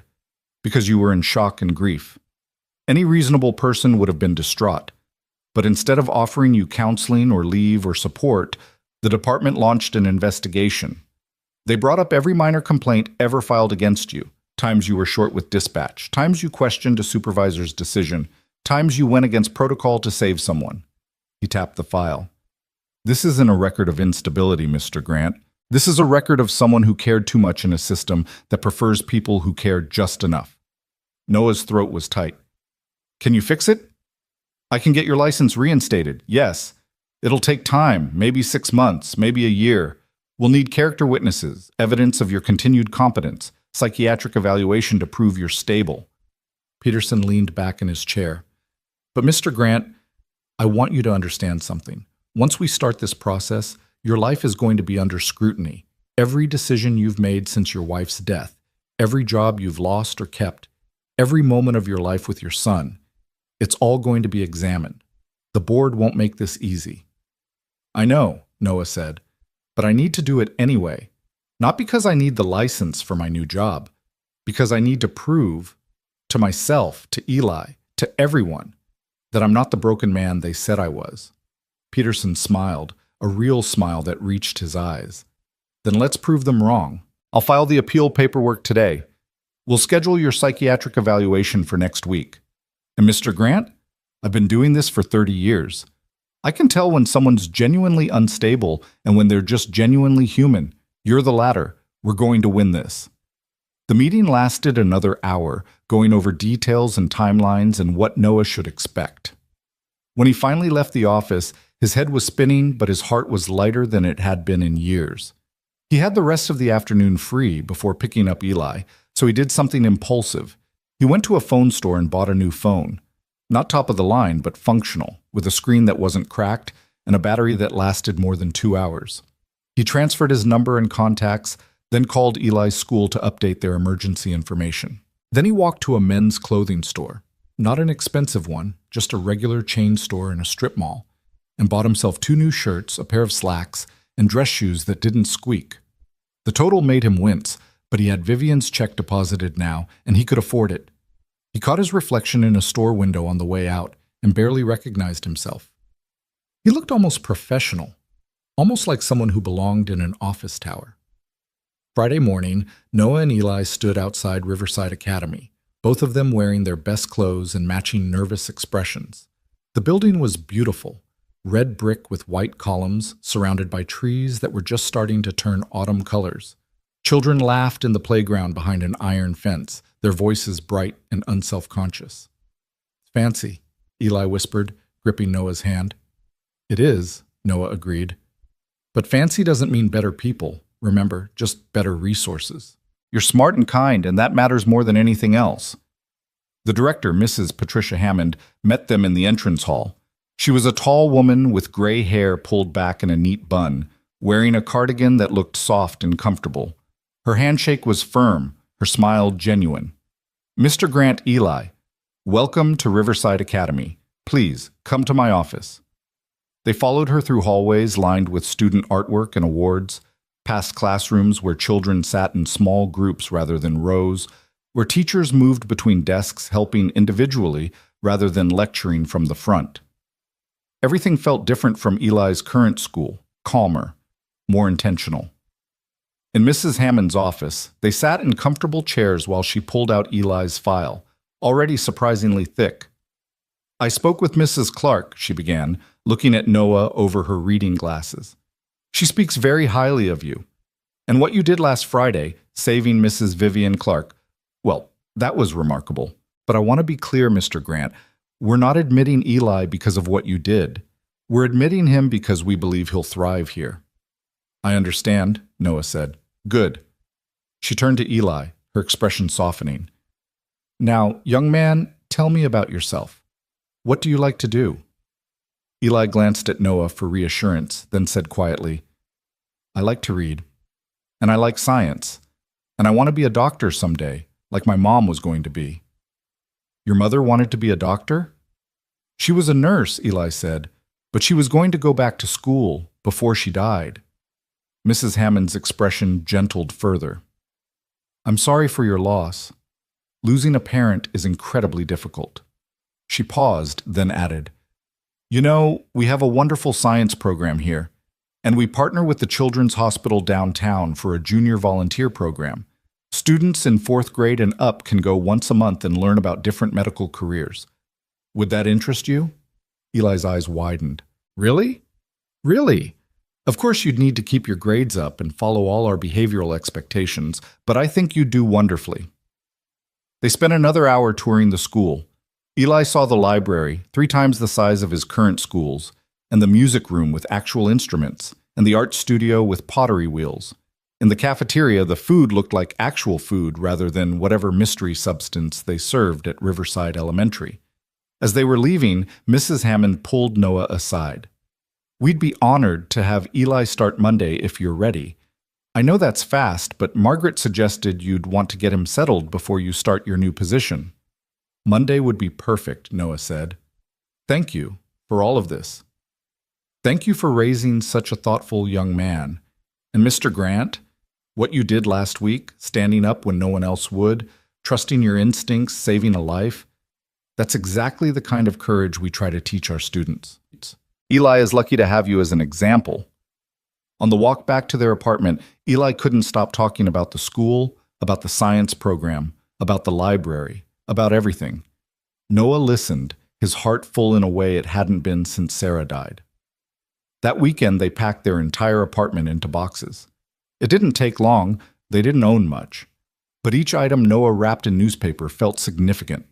Sarah's books, Eli's baby clothes that Noah couldn't quite bring himself to donate, the mixing bowls Sarah had used to make cookies every Sunday, pieces of a life they'd had, pieces they were carrying into whatever came next. On Sunday afternoon, the new apartment's leasing office called. They'd been approved, and they could move in immediately if they wanted. We want, Noah said. Father Matthews provided a truck, or rather, organized 3 men from the parish to help move, which took exactly 1 trip because they owned so little. By Sunday evening, Noah and Eli stood in their new apartment with its hardwood floors and working appliances and 2 bedrooms, 2 actual bedrooms, with doors that closed and windows that opened.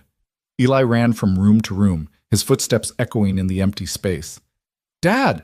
Dad! I have my own room, with a closet! It was safe. It was the beginning of something new. We made it, Sarah, he whispered to the empty apartment. We actually made it. Monday morning arrived crisp and cool, autumn asserting itself after a long summer. Noah woke early, made breakfast in their new kitchen, just cereal and toast, but somehow it tasted better here, and got Eli ready for his first day at Riverside Academy. The boy looked sharp in his new uniform, navy pants, white polo shirt, a sweater vest that Noah had bought over the weekend. His backpack was new too, with actual padding on the straps and compartments that zipped properly. How do I look? Eli asked, standing nervously by the door. Like someone who's going places, Noah said, his voice thick with emotion. Like someone who's going to do great things. They walked to the school together, Noah's hand on Eli's shoulder. Other parents were dropping off their children, most arriving in cars much nicer than any Noah had ever owned. But no one stared, no one whispered. They were just another parent and child, unremarkable. At the entrance, Mrs. Hammond was greeting students personally. She smiled when she saw them.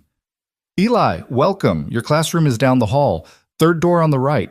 Mrs. Peterson is expecting you. Eli looked up at Noah, fear flickering in his eyes. What if they don't like me? Noah knelt down, not caring that his new slacks were getting dirty on the sidewalk. Then they don't like you, and that's their loss. But buddy, I don't think that's going to happen. You're smart and kind and brave. Be yourself, and the right people will see it. Like you did with Mrs. Clark? Exactly like that.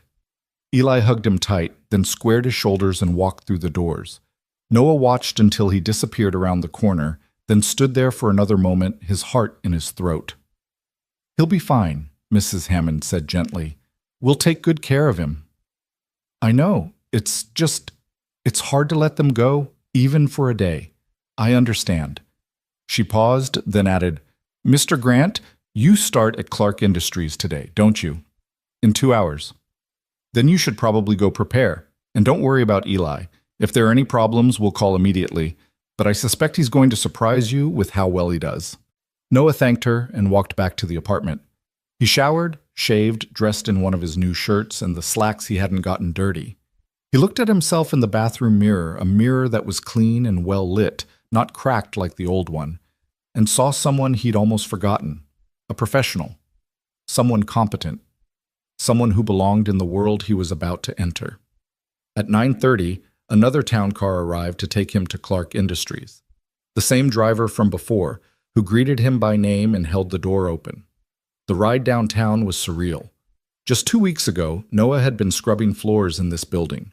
Now he was being driven to the front entrance, where Margaret Clark herself was waiting. Noah, she said, shaking his hand warmly.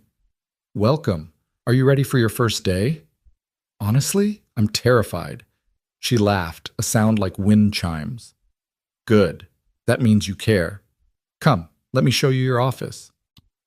They took the elevator to the 15th floor. Not the executive level, but not the basement either. Margaret led him down a hallway to a corner office with windows overlooking the city. The nameplate on the door read Noah Grant, Director of Safety and Wellness. Inside was a desk, real wood, not particle board, a leather chair, a computer that was probably worth more than everything Noah had owned before this week, and shelves waiting to be filled with books and personal items. This is yours, Margaret said. We've assigned you an assistant, Rachel. She's wonderful. And you'll report directly to the executive board, which includes both myself and Vivian. Your first project is to conduct a comprehensive safety audit of all our facilities. We have 17 locations across the country. You'll have a budget, a team, and complete authority to implement whatever changes you deem necessary. Noah walked to the window, looking out over the city that had chewed him up and spit him out 2 years ago. The same city that was now giving him a second chance. I won't let you down, he said quietly. I know you won't. Because Noah, you're not someone who gives up. You've proven that. Margaret checked her watch. The executive board meeting starts in 20 minutes. They want to meet you officially, welcome you to the team. After that, Rachel will help you get oriented, show you the systems, introduce you to department heads. Wait, I'm meeting the board today? Now? Is that a problem? I thought I'd have time to prepare. Margaret smiled. Noah, you've been preparing for this your entire life. You just didn't know it. Now come on, let's show them who we hired. The boardroom was intimidating, a long table surrounded by powerful people in expensive suits. But when Noah entered, they stood, all of them. And Vivian Clark, sitting at the head of the table, smiled at him like he was exactly where he belonged. Ladies and gentlemen, she said, her voice clear and strong, I'd like to introduce Noah Grant, the man who saved my life and who is going to help us revolutionize how this company thinks about safety and wellness. Noah, welcome to Clark Industries. We're honored to have you. The board members applauded. And Noah, standing there in his new shirt with his new job and his new life, felt something he hadn't felt in 2 years. He felt like he mattered, like he had purpose, like the broken pieces of who he'd been were finally forming something whole. He thought of Eli in his new school, making friends, learning, thriving. He thought of Sarah, watching from wherever she was, proud of how far they'd come. He thought of the cemetery in the rain, the moment he'd chosen to speak up instead of stay silent, to act instead of accept. That moment had changed everything. And now, standing in this boardroom surrounded by people who believed in him, Noah understood that sometimes the most important thing you can do is refuse to let the world stay as it is when you know it could be better. Sometimes the most important thing you can do is simply not give up, especially when everyone else already has. The first 3 months at Clark Industries passed in a blur of meetings, site visits, and late nights poring over safety reports that made Noah's blood run cold. The company was successful, yes, but that success had been built on the backs of workers whose concerns were routinely dismissed, whose near misses were filed away and forgotten, whose injuries were treated as acceptable collateral damage in the pursuit of profit. Noah's office became a sanctuary for the employees others ignored. Word spread quickly through the company. There was someone on the 15th floor who actually listened, who didn't dismiss concerns as exaggeration or paranoia, who treated warehouse workers and executives with the same respect. Rachel, his assistant, kept his calendar manageable and his coffee cup full. She was in her early 30s, sharp as a blade, and had worked at Clark Industries for 8 years. On Noah's second week, she'd knocked on his office door with a stack of folders that reached her chin. "These are complaints that never made it past middle management," she'd said, dropping them on his desk with a thud that echoed through the office. 12 facilities spanning 4 years, everything from faulty equipment to harassment to safety violations that should have shut down entire production lines. Noah had stared at the pile, his stomach sinking. "Why are you showing me this?" "Because you're the first person in this position who I think will actually do something about it." Rachel had crossed her arms, her expression fierce. The last director treated this position like a stepping stone to something better. He rubber-stamped whatever the production managers wanted and took long lunches. "You're different. Everyone can see it. So here's your ammunition. Use it." He'd spent that entire night reading through the complaints. A maintenance worker in the Chicago facility who'd reported faulty wiring 3 times before finally being electrocuted survived, but with permanent nerve damage. A shipping supervisor in Atlanta who'd documented sexual harassment by her manager for 6 months before finally quitting. A machine operator in Seattle who'd lost 2 fingers because the safety guard on his equipment had been removed to increase production speed. By dawn, Noah had made a list of 17 facilities that needed immediate attention and 43 specific violations that required investigation. He'd also drafted a new company policy. Any safety concern raised by any employee, regardless of position, would receive a response within 24 hours and a full investigation within 1 week. Retaliation against employees who raised concerns would result in immediate termination, no exceptions. He'd presented it to the executive board the following Monday. Several board members had balked at the cost, at the disruption to production schedules, at the precedent it would set. Then Vivian had leaned forward, her eyes cold. "Gentlemen, I was buried alive because someone prioritized their own interests over my well-being. I will not allow this company to operate on the same principle. Mr. Grant's policy is now company policy, effective immediately. Anyone who has a problem with that can tender their resignation today." No one had argued after that. Now, 12 weeks into his tenure, Noah was standing in the Chicago facility with a clipboard, a hard hat, and a growing sense of fury. The electrical systems were worse than the reports had indicated. Exposed wiring, overloaded circuits, equipment that sparked when turned on. The facility manager, a man named Dennis Chen, stood beside him with his arms crossed and his jaw tight. "This is all up to code," Chen insisted. "We passed our last inspection." "When was that inspection?" 3 years ago." Noah turned to face him directly. "Mr. Chen, I've been a paramedic. I've pulled bodies out of buildings that look safer than this. This facility is a death trap and you know it. Production quotas don't matter if your workers are dead." Noah's voice was hard, brooking no argument. "I'm shutting down this facility until every violation is corrected. Maintenance starts today. Workers will be paid full salary during the shutdown. And Mr. Chen, you're going to personally oversee the repairs, and you're not going to leave until this place meets not just code, but the highest safety standards in the industry." Chen's face flushed red. "You can't just shut down an entire facility. Do you know how much revenue we'll lose?" "Less than we'd lose in lawsuits when someone dies." Noah pulled out his phone and called Margaret directly, putting it on speaker. "Mrs. Clark, I'm at the Chicago facility. I'm shutting it down for emergency repairs. Estimated timeline is 2 weeks. There was a pause, then Margaret's voice came through, calm and authoritative. "Mr. Chen, are you there?" "Yes, ma'am." "Whatever Mr. Grant says goes. If he says shut it down, you shut it down. If he says rebuild it from the ground up, you rebuild it. Are we clear?" Chen's jaw worked silently. "Yes, ma'am." "Good. Noah, send me the full report by end of day. And good work." After she hung up, Chen stormed off, leaving Noah alone in the cavernous warehouse. The workers, about 40 of them, watching from a safe distance, slowly approached. "Is it true?" a woman asked, her accent marking her as first-generation immigrant, maybe Eastern European. "You're really fixing this place?" "Every inch of it," Noah promised. And I want you all to know something. If you ever see something unsafe, something wrong, you call me directly. My number is going to be posted in every break room, every facility, every office.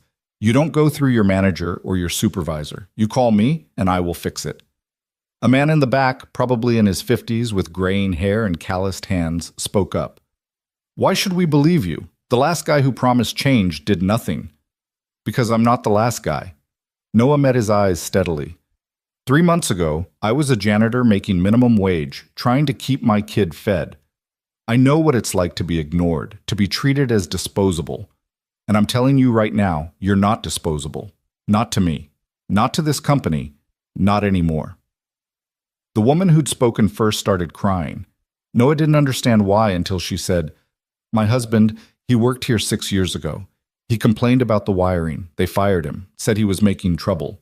We lost our apartment, had to move in with my sister. She wiped her eyes roughly. If someone had listened to him, then, I'm listening now, Noah said quietly. And I'm sorry it took so long. He spent the rest of the day documenting every violation, photographing every hazard, interviewing every worker who wanted to share concerns they'd been too afraid to voice. By the time he flew back to the city that evening, he had enough material to keep him busy for months. Eli was waiting at their apartment when Noah got home. The new apartment, the one with heat that worked and windows that didn't leak. The boy was at the kitchen table doing homework, and he looked up when Noah entered, his face lighting up. Dad, you're home. How was Chicago? Productive. Noah dropped his bag by the door and went to hug his son.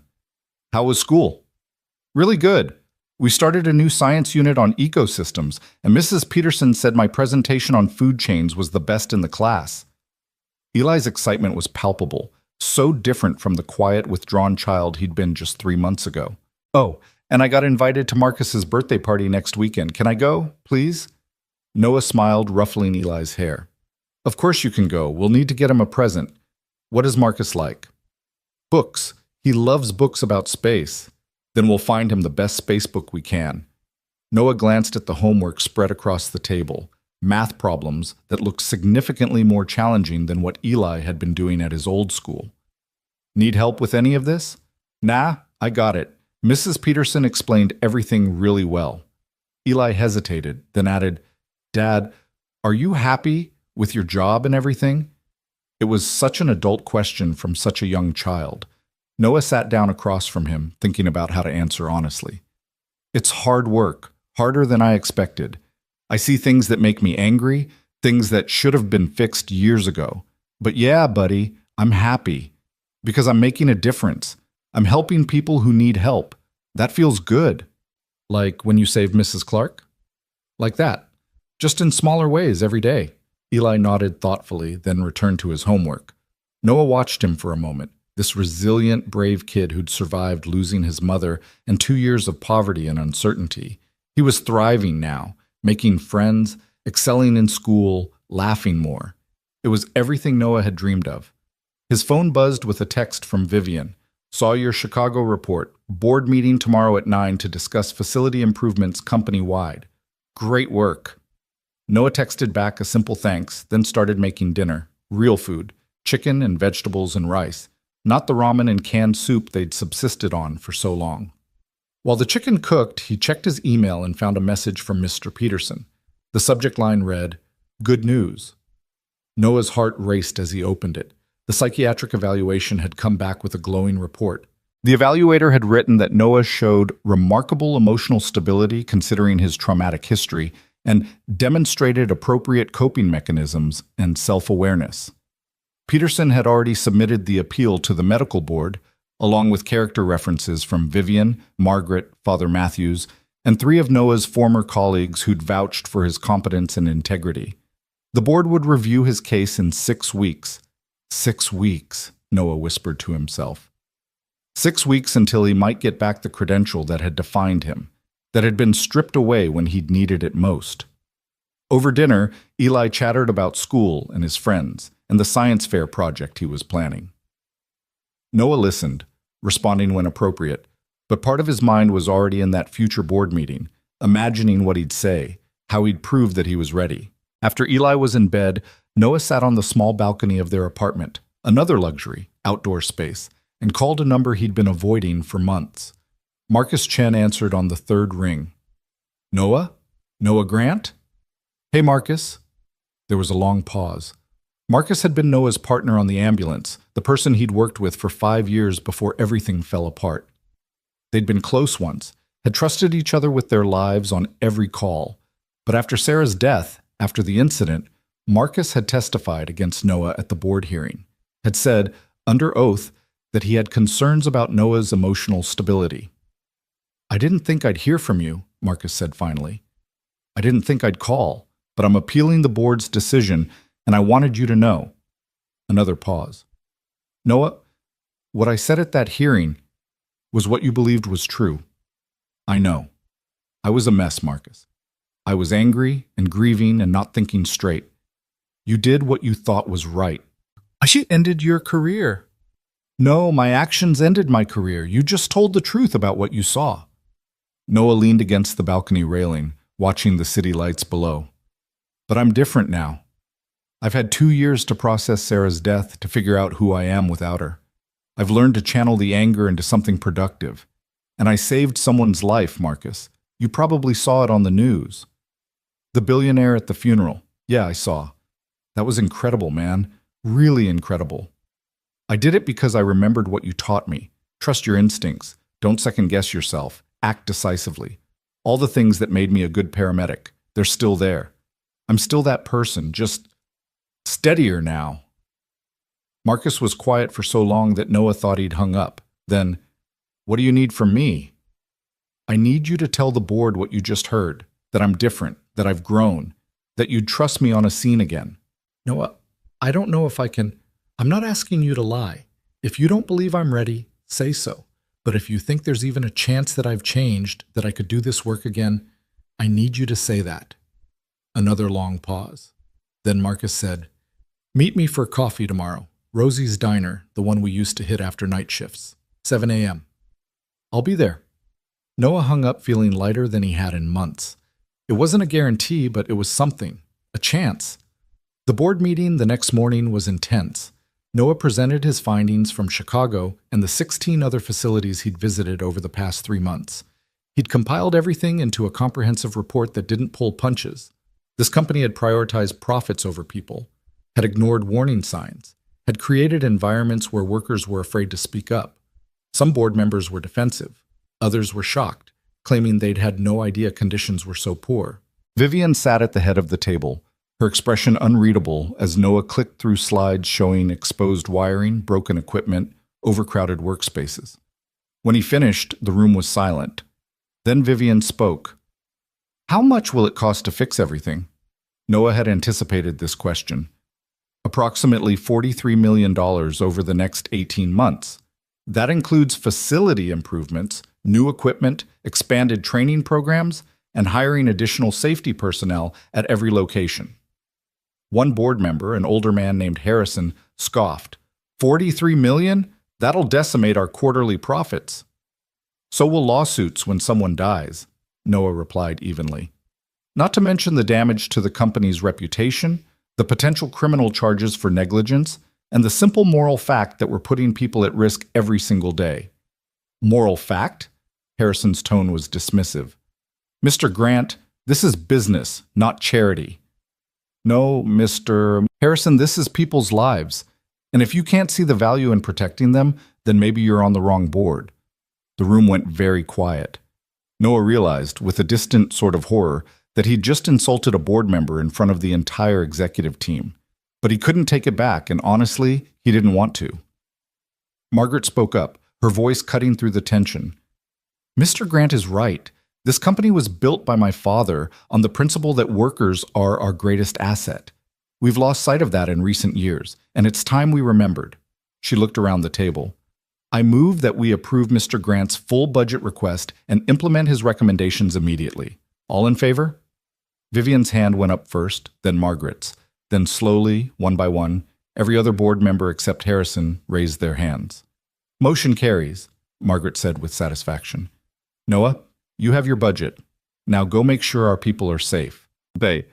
After the meeting, Harrison cornered Noah in the hallway. You made me look like a fool in there. No, sir. You made yourself look like someone who values money over lives. I just pointed it out. Harrison's face reddened. You're new here, Grant. You don't understand how things work. That idealism of yours, it won't last.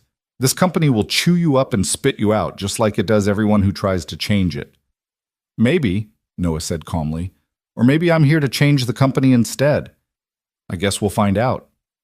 He walked away before Harrison could respond, his hands shaking slightly with adrenaline. He'd just made an enemy, and not a small one.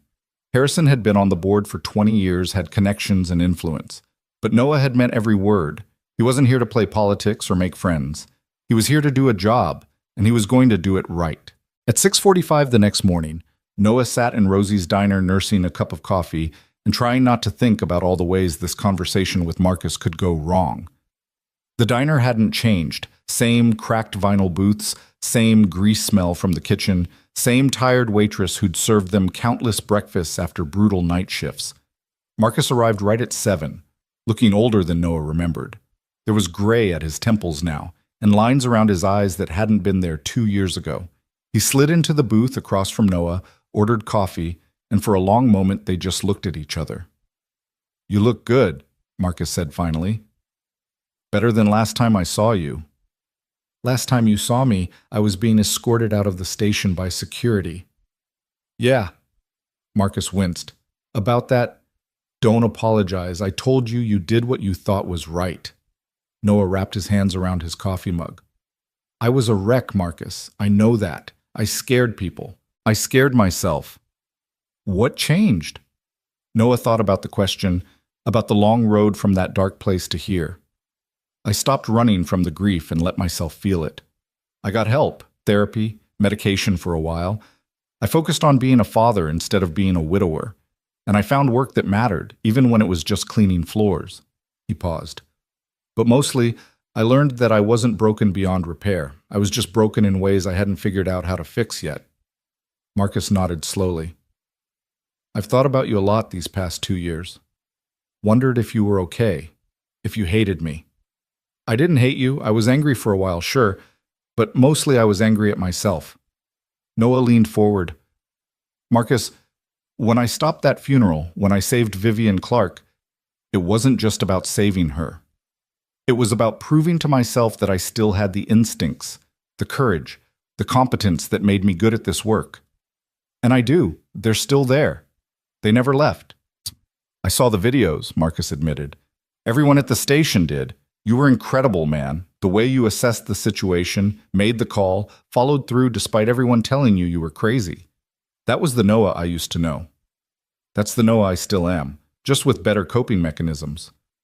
The waitress brought their food, eggs and toast for both of them, the same breakfast they'd ordered 100 times before. They ate in comfortable silence for a few minutes, the familiarity of the routine easing the tension. Finally, Marcus set down his fork. What do you need from me, specifically? A letter to the medical board. Tell them what you told me, that the person you testified against 2 years ago isn't the person I am now, that you've seen evidence of my continued competence, that you believe I deserve a second chance. And if they ask if I'd work with you again? Noah held his breath.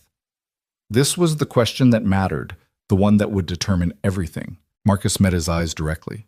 I'd say yes. I'd say that if you get your license back, I'd be honored to be your partner again. Noah's throat closed up. He'd hoped for professional courtesy, maybe lukewarm support. He hadn't expected this. Thank you, he managed. Don't thank me yet. The board can be brutal, Noah. They're going to question everything. Your treatment, your current mental state, your judgment. They're going to try to find any reason to deny the appeal. I know, but I have to try. For me, for Eli. To prove that mistakes don't have to be permanent. Marcus smiled, the first real smile Noah had seen from him since he'd arrived. Then, I'll write the letter. And Noah? For what it's worth, I'm sorry. For everything that happened, for not standing by you when you needed it. You deserved better. We all do the best we can with what we know at the time. Noah pushed his eggs around his plate. I've learned that people aren't all good or all bad. They're just trying to survive, trying to do right, and sometimes they screw up. You screwed up by not supporting me. I screwed up by not handling my grief better. but we get to keep trying. That's the gift. They talked for another hour, catching up on the past 2 years, sharing stories about calls they'd worked together, remembering Sarah, because Marcus had known her too, had been at their wedding, had held Eli when he was just days old. The memories hurt, but they also healed, reminding Noah that his life before the tragedy had been full and meaningful. When they finally left the diner, Marcus pulled Noah into a hug. Good luck with the appeal. And with the new job. Clark Industries is lucky to have you. Let's hope they still think that after I finish turning their company upside down, Marcus laughed. That's my boy. Go shake things up. Noah spent the next 4 weeks in a whirlwind of activity. He traveled to every facility, met with every manager, interviewed hundreds of workers. He implemented the new safety protocol company-wide, installed direct phone lines to his office in every break room, and personally investigated 17 complaints in the first month alone. 3 managers were fired for retaliation against employees who'd raised concerns. 2 facilities were shut down for emergency repairs. One entire production line was redesigned after Noah discovered that the original setup forced workers into repetitive motions that were causing permanent joint damage. The company magazine ran a feature on him titled, "The Man Who Stopped a Funeral and Started a Revolution." The article included photos of Noah at various facilities, talking to workers, examining equipment, making notes on his ever-present clipboard. It quoted employees calling him the first person who actually cares, and proof that the company is finally changing. Harrison hated it. He cornered Noah in the parking garage one evening, his face red with rage. "You're making us look like villains. That article makes it sound like we've been deliberately harming our workers." "Haven't you been?" Noah asked mildly, clicking his key fob to unlock his car, a used Honda he'd bought with his first paycheck. Nothing fancy, but reliable. "We've been running a business. Sometimes that means making difficult choices about resource allocation." Resource allocation is budget terminology for choosing profits over people. I'm choosing people. If that makes me unpopular with you, I can live with that. "You won't last," Harrison hissed. "Margaret and Vivian might protect you now, but eventually they'll realize you're more trouble than you're worth. And when they do, I'll make sure you never work in this industry again." Noah looked at him calmly. "Mr. Harrison, 3 months ago I was cleaning toilets for minimum wage. You think threatening my career scares me? I've already lost everything once. I know how to survive it. But can you say the same? Because if this company keeps operating the way it has been, eventually someone will die. And when that happens, the board will need a scapegoat. Ask yourself who's more expendable, the man trying to prevent disaster or the man fighting against prevention." He got in his car and drove away, leaving Harrison standing in the parking garage, his expression unreadable. That night, Noah lay awake in bed thinking about the confrontation, about the enemies he was making, about how precarious his position really was. Vivian and Margaret supported him now, but Harrison was right. Eventually, the cost of his reforms would start affecting quarterly profits, and when that happened, would they still back him? His phone buzzed with a text from Vivian. "Heard about your run-in with Harrison. Don't worry about him. You're doing exactly what we hired you to do. Keep pushing." Noah smiled in the darkness and typed back, "Thank you. I intend to." 3 days later, his work was validated in a way he hadn't expected. He got a call from the Seattle facility, the one where a worker had lost fingers, asking him to come immediately.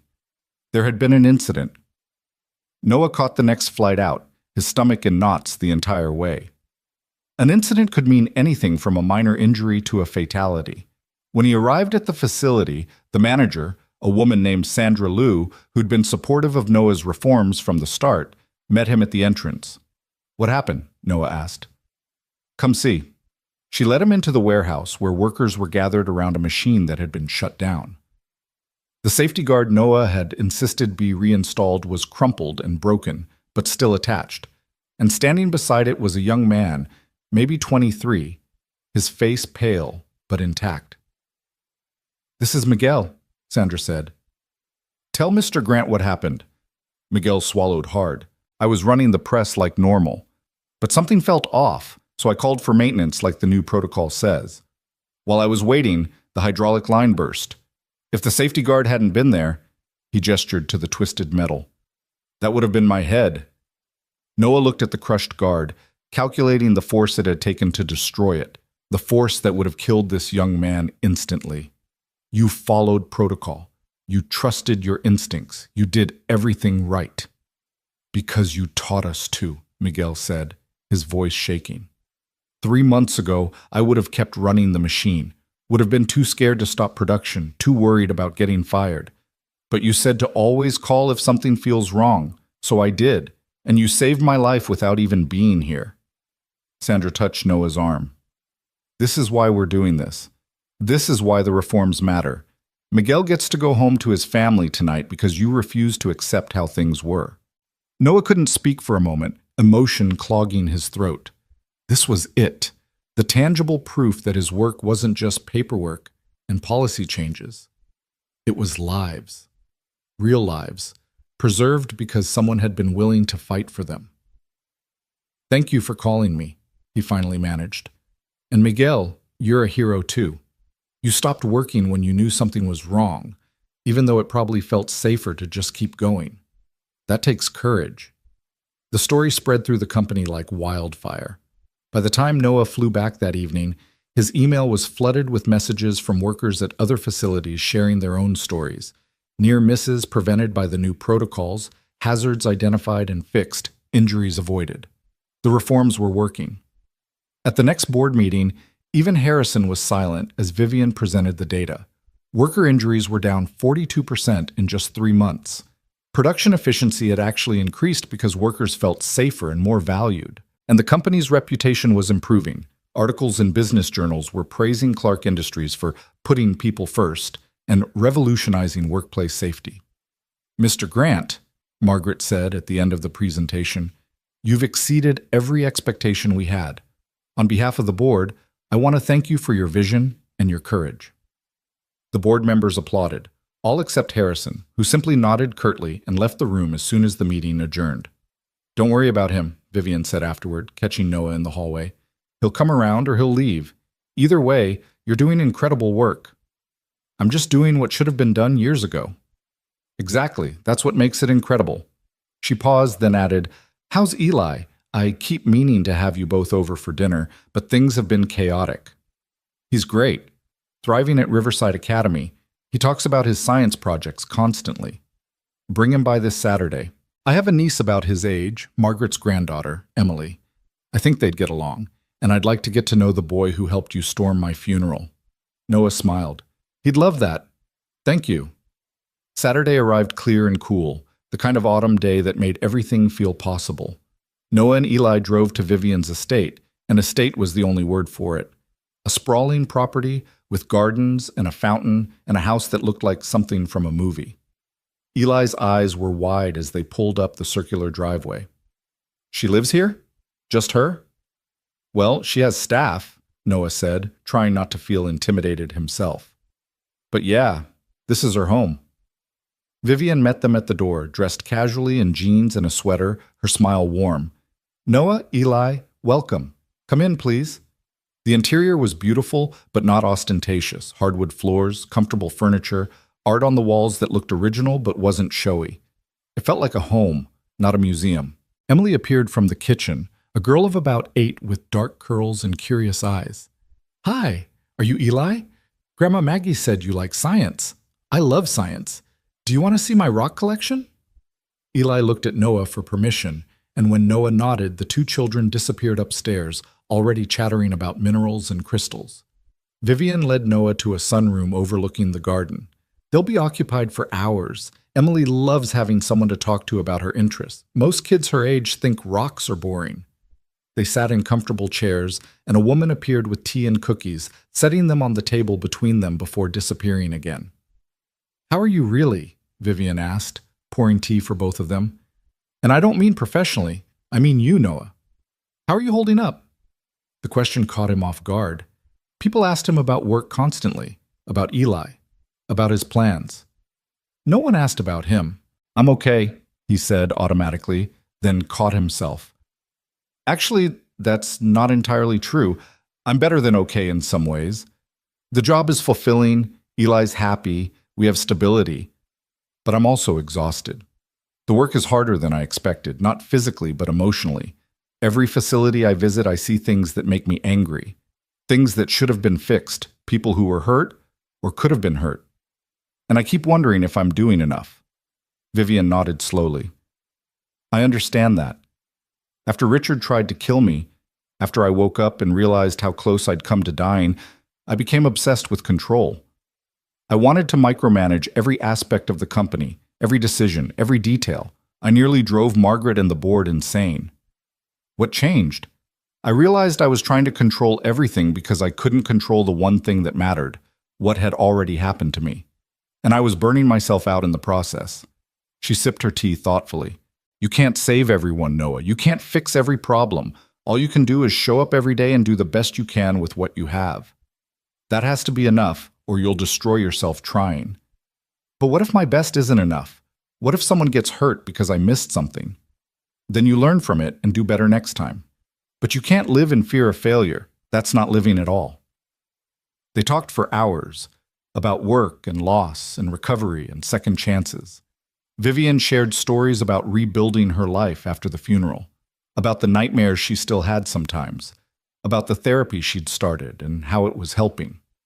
Noah shared his fears about the medical board hearing, about whether he was ready to be a paramedic again, about whether he deserved the chance.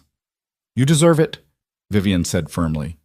Not because you saved me, though that certainly proves your competence, but because you've done the work to heal, to grow, to become someone who can handle the responsibility. That's what second chances are for. Not for people who are perfect, but for people who are willing to try.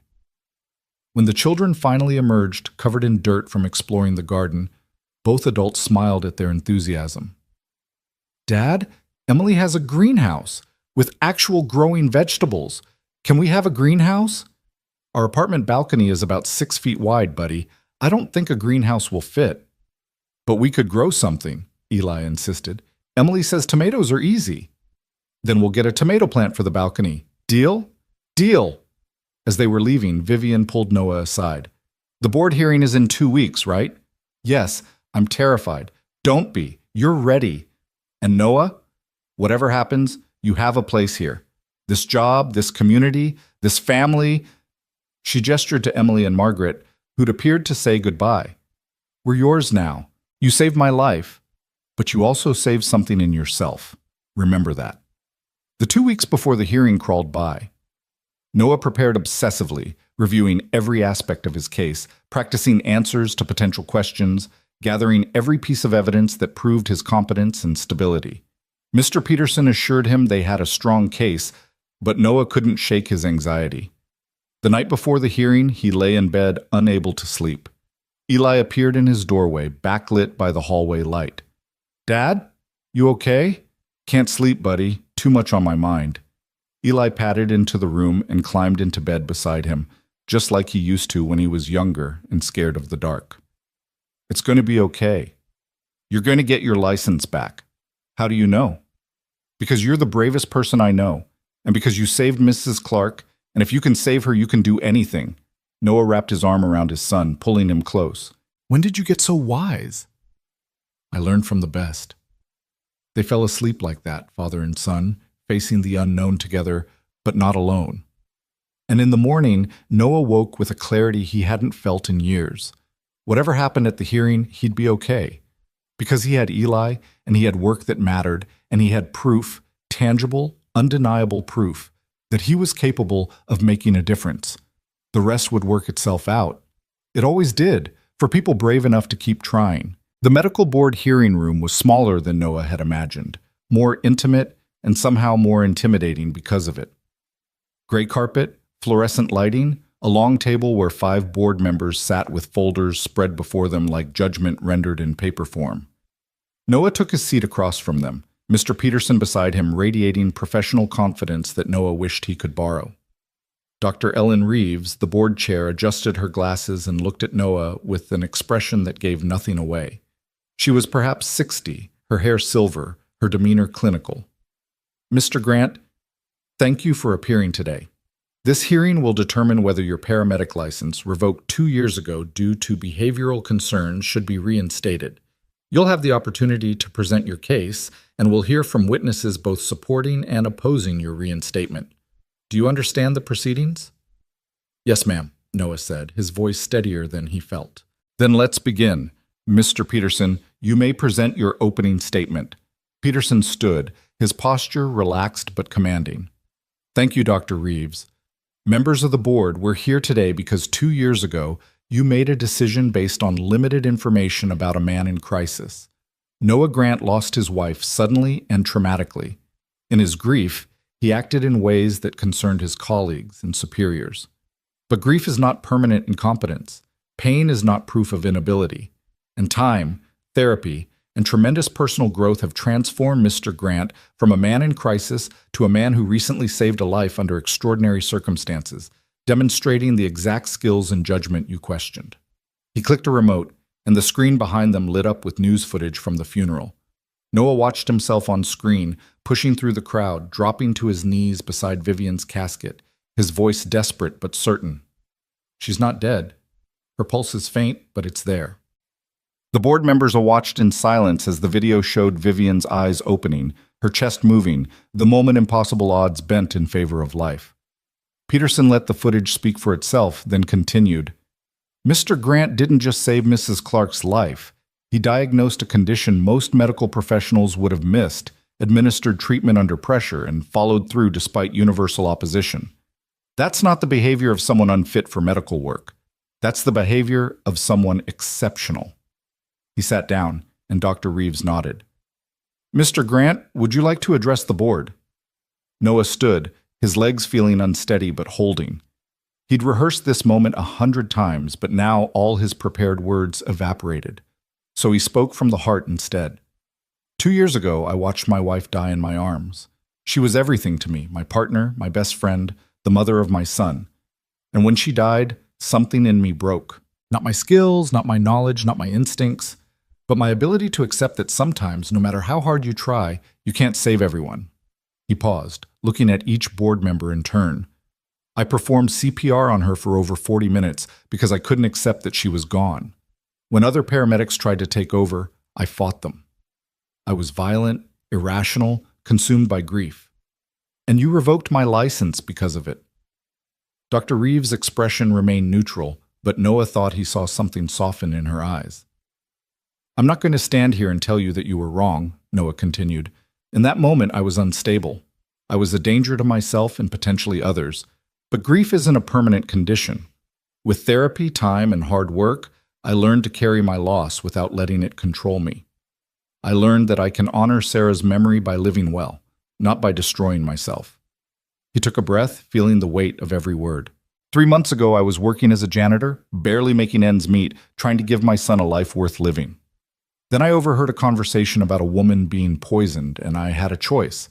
I could ignore it, keep my head down, stay safe. Or I could trust my training, my instincts, my ability to make a difference. And I chose to act, not because I was reckless or desperate for redemption, but because I knew I was right, and I knew someone would die if I didn't speak up. The room was utterly silent except for the hum of the fluorescent lights. I'm asking for my license back not because I need it for my current job. I have meaningful work at Clark Industries that I love. I'm asking for it because you took something from me that defined who I was, and I want to prove that I'm still that person. I want to prove that mistakes don't have to be permanent, that people can heal and grow and become trustworthy again. And mostly, I want my son to see that when life knocks you down, you get back up. You don't stay down. You keep fighting. Noah sat down, his hands trembling slightly. Peterson squeezed his shoulder briefly, a gesture of support. Dr. Reeves made notes on her pad, then said, "We'll now hear from witnesses. First, we have Dr. James Mitchell, the psychiatrist who conducted Mr. Grant's evaluation." Dr. Mitchell was young for a psychiatrist, maybe early 40s, with kind eyes behind wire-rimmed glasses. He took the witness seat and spoke clearly. "I've evaluated hundreds of emergency services personnel over my career. Many have PTSD, anxiety, depression, all normal responses to traumatic work. Mr. Grant came to me with a history of acute grief reaction, which is a normal, if intense, response to sudden loss. Over 6 months of therapy, he demonstrated remarkable insight into his behavior, developed healthy coping mechanisms, and showed no signs of impaired judgment or emotional instability. One of the board members, a stern-looking man named Dr. Kowalski, leaned forward. Dr. Mitchell, normal people don't physically fight their colleagues at a death scene. Normal people don't watch their spouse die unexpectedly, Dr. Mitchell replied calmly. Mr. Grant's response was extreme, yes, but it was situational and time-limited. He hasn't displayed similar behavior before or since. That's textbook acute stress reaction, not chronic instability. The questions continued for 20 minutes. Dr. Mitchell held firm on every point. Noah was mentally sound, emotionally stable, and fully capable of performing medical duties. Next came Marcus Chen, looking uncomfortable in a suit that seemed too formal for him. He took the seat and faced the board with the same straightforward honesty he'd always brought to his work. "I was Mr. Grant's partner for 5 years," Marcus began. "I trusted him with my life on every call. And when his wife died, I watched him fall apart. At the hearing 2 years ago, I testified that I had concerns about his stability. I stand by that testimony. At that time, those concerns were valid." Noah's heart sank. This wasn't the support Peterson had promised, but Marcus wasn't finished. However, people change. Growth is real.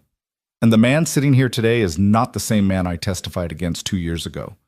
I've seen the video of him saving Mrs. Clark. I've spoken with him at length about his recovery and his current mental state. And I can say without hesitation that if Noah Grant gets his license back, I would be honored to work with him again. He's always been one of the best paramedics I've known. He just needed time to heal. Dr. Reeves made more notes. "And you're confident in that assessment? You'd trust him in high-pressure emergency situations?" "Completely. The funeral proves it. He assessed an impossible situation, made a correct diagnosis against all conventional wisdom, and executed treatment flawlessly under tremendous pressure. That's not just competence, that's excellence." The next hour brought more witnesses. Mrs. Hammond from Riverside Academy spoke about Noah's character and parenting. Father Matthews testified about Noah's community involvement and personal growth. Even Sandra Liu, the manager from Seattle, appeared via video conference to describe how Noah's safety protocols had saved Miguel's life. Then came the opposition. Dr. Reeves called forward Dr. Patricia Nguyen, the emergency department chief who'd filed the initial complaint against Noah 2 years ago. Dr. Nguyen was a formidable presence, her expression severe. "Dr. Reeves, members of the board, I filed that complaint because Mr. Grant posed a danger to himself and others. He became violent at a death scene.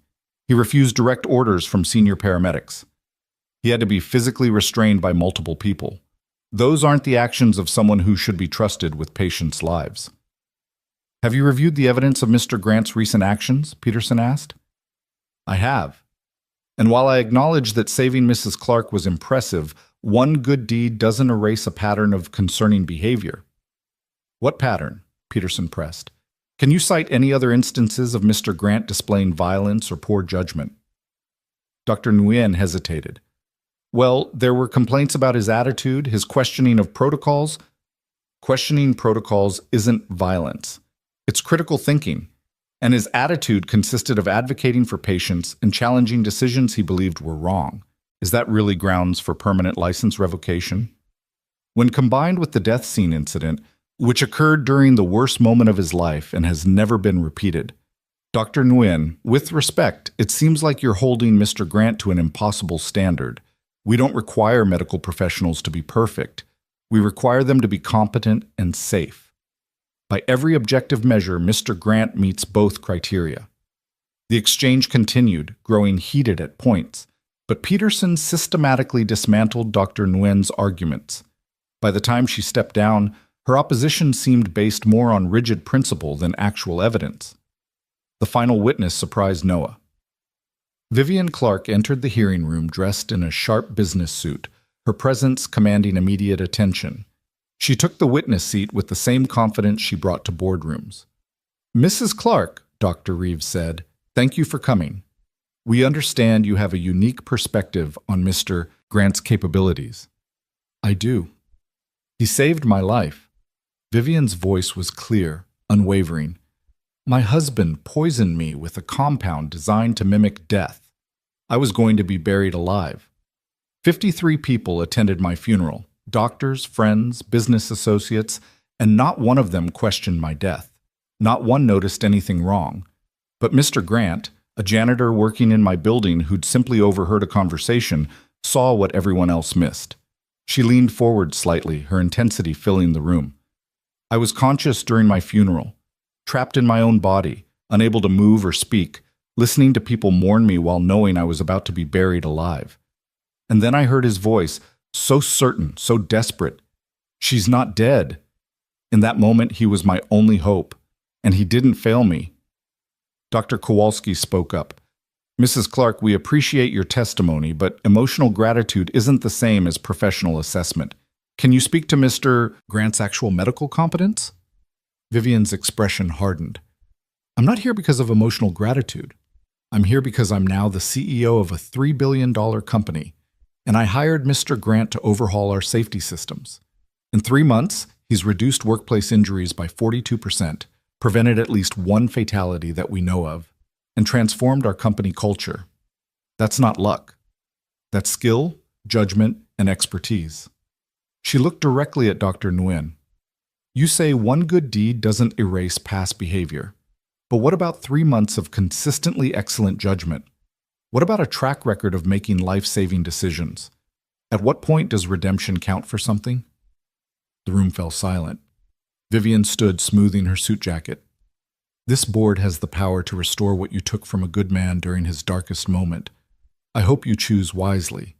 She nodded to Noah, then walked out, leaving her words hanging in the air like a challenge. Doctor. Reeves called for a recess, and the board members filed out to deliberate. Noah sat in the hallway with Peterson, his knee bouncing with nervous energy. How did I do? Noah asked. You were honest, articulate, and compelling. The witnesses were strong. Vivian was incredible. I've never seen anyone command a room like that. Peterson smiled slightly. But ultimately, it's out of our hands now. The board will deliberate for at least an hour, possibly more. We just have to wait. The hour stretched into 2. Noah paced the hallway, checked his phone obsessively, tried to read messages from Eli and Vivian wishing him luck, but couldn't focus on the words. Marcus appeared at some point, sitting beside him in solidarity, neither of them speaking because there was nothing left to say. Finally, after 2 hours and 17 minutes, the hearing room doors opened. Dr. Reeves stood in the doorway. Mr. Grant, we're ready. Noah's legs felt like water as he walked back into the room. The board members were seated again, their expressions unreadable. Dr. Reeves had a single sheet of paper before her, and she looked at it rather than at Noah as she spoke. Mr. Grant, this board has carefully considered all testimony and evidence presented today. We've reviewed your history, your recent actions, and the assessments of multiple medical and professional experts. We've also examined the circumstances under which your license was revoked and whether that decision was proportionate to your actions. She paused, and Noah's heart hammered so hard he was sure everyone could hear it. It's the unanimous decision of this board that your paramedic license should be reinstated, effective immediately, with one condition. You will undergo quarterly psychological evaluations for the next year to ensure continued stability.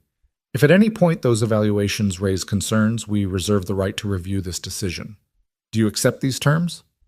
Noah couldn't breathe, couldn't think, could only process the words license should be reinstated echoing in his mind like a miracle he'd stopped believing in. Mr. Grant?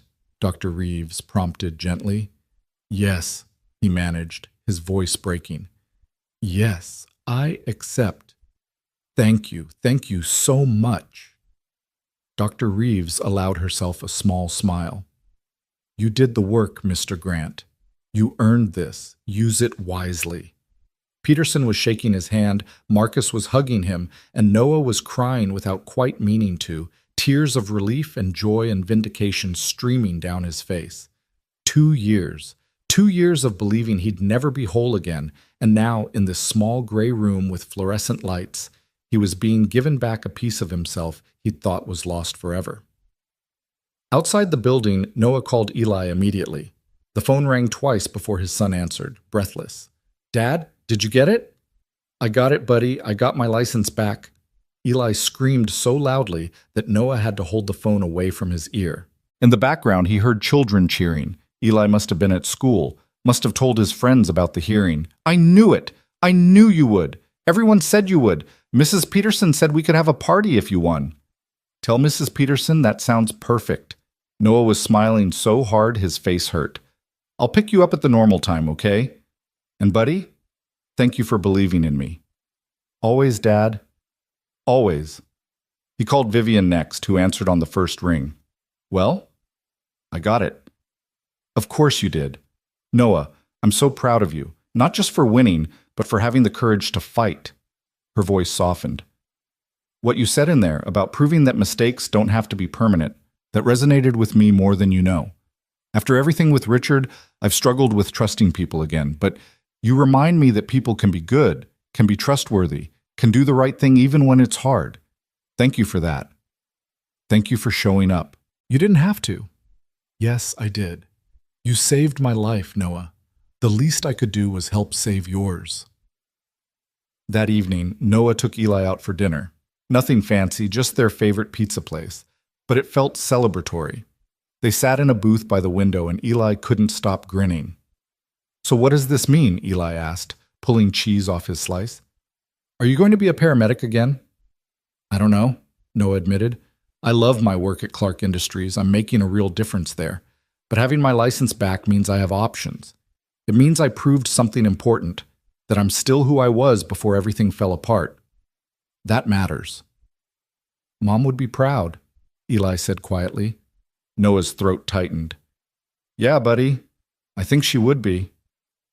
They ate in comfortable silence for a while, the restaurant bustling around them with other families, other lives intersecting briefly in this shared space. Noah watched his son, this brave, resilient kid who'd survived so much and was thriving now, and felt a gratitude so profound it was almost painful. Dad? Eli said suddenly. Can I ask you something? Always. Are you going to marry Mrs. Clark? Noah nearly choked on his pizza. What? No, Eli, where did that come from? Eli shrugged, looking slightly embarrassed. Emily said her Aunt Vivian really likes you, and you like her, and you're both single, so I thought maybe… Mrs. Clark is my boss and my friend, that's all. Noah tried to keep his voice gentle. I know you miss having a mom, and I understand why you'd hope for that. But buddy, I'm not looking to get married again. I'm focused on being your dad and doing my job well. But you're not sad anymore. Not like you used to be. No, I'm not. But not being sad doesn't mean I'm ready for a new relationship. It just means I'm healing. There's a difference. Eli nodded, accepting this. Okay, but if you ever did want to date someone, Mrs. Clark would be pretty cool. Noah laughed despite himself. I'll keep that in mind. The weekend brought an unexpected visitor. Noah answered a knock on his apartment door Saturday morning to find Margaret Clark standing in the hallway, leaning on her cane, looking slightly out of place in her elegant clothes against the backdrop of their modest building. Mrs. Clark, Noah said, surprised. Please, come in. Margaret entered, her sharp eyes taking in the apartment. The simple furniture, the clean but worn carpet, Eli's drawings on the refrigerator. You've made this quite homey.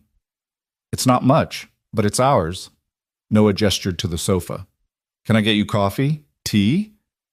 Coffee would be lovely. Margaret sat carefully, arranging her cane beside her. I hope I'm not intruding. I wanted to speak with you about something important. Noah made coffee while anxiety churned in his stomach.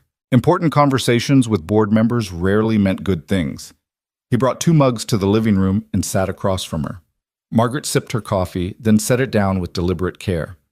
Noah, I've been on the board of Clark Industries for 43 years. I helped my father build that company from a single factory into what it is today. And in all those years, I've seen hundreds of employees come and go.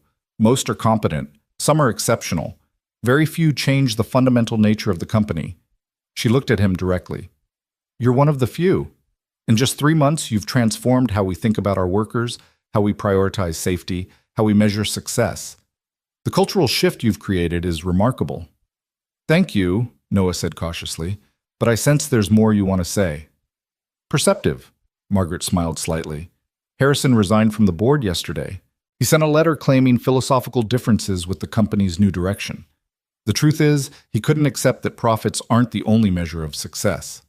Noah's eyebrows rose. He resigned? With significant financial incentive to go quietly, but his departure leaves an open board seat, and Vivian and I have been discussing who should fill it. She paused. We'd like it to be you. Noah stared at her. Me? On the board? Mrs. Clark, I've only been here 3 months. And you've accomplished more in 3 months than most board members do in years. Noah, we need your voice at the highest level of decision-making. We need someone who understands what it means to struggle, who fights for people rather than just profits, who isn't afraid to challenge convention. She leaned forward. You saved Vivian's life because you saw what no one else could see. We need that vision guiding our company. I don't have business experience. I don't understand corporate finance or... You can learn those things. What we can't teach is integrity, courage, and genuine care for human welfare. You have all three in abundance. Noah stood and walked to the window, looking out over the parking lot where his used Honda sat among other modest vehicles. A board seat at Clark Industries. It was absurd, impossible, completely beyond anything he'd imagined. Can I think about it? He asked. Of course. But Noah, don't dismiss this because you think you're not qualified. You're more qualified than most of the people who've held that seat. You just measure qualifications differently than the business world typically does. After Margaret left, Noah sat on the sofa for a long time, thinking. A board seat meant power, influence, the ability to shape company policy at the highest level. It also meant more responsibility, more scrutiny, more pressure. Was he ready for that? His phone rang. Vivian. Margaret told me she visited you. She offered me Harrison's board seat. What did you say? That I'd think about it. Noah rubbed his face. Vivian, I'm a janitor who got lucky. I don't belong on a corporate board. You're a former paramedic who saved my life and transformed our company. You absolutely belong on that board. But Noah, I want you to understand something. This isn't charity or gratitude. We're offering this because we genuinely believe you'll make us better. Your perspective, your values, your willingness to fight for what's right. That's exactly what corporate boards need and rarely have. What if I fail? What if I make decisions that hurt the company? Then you'll learn and do better, just like everyone else. Noah, stop punishing yourself for not being perfect. None of us are. We just try our best and hope it's enough.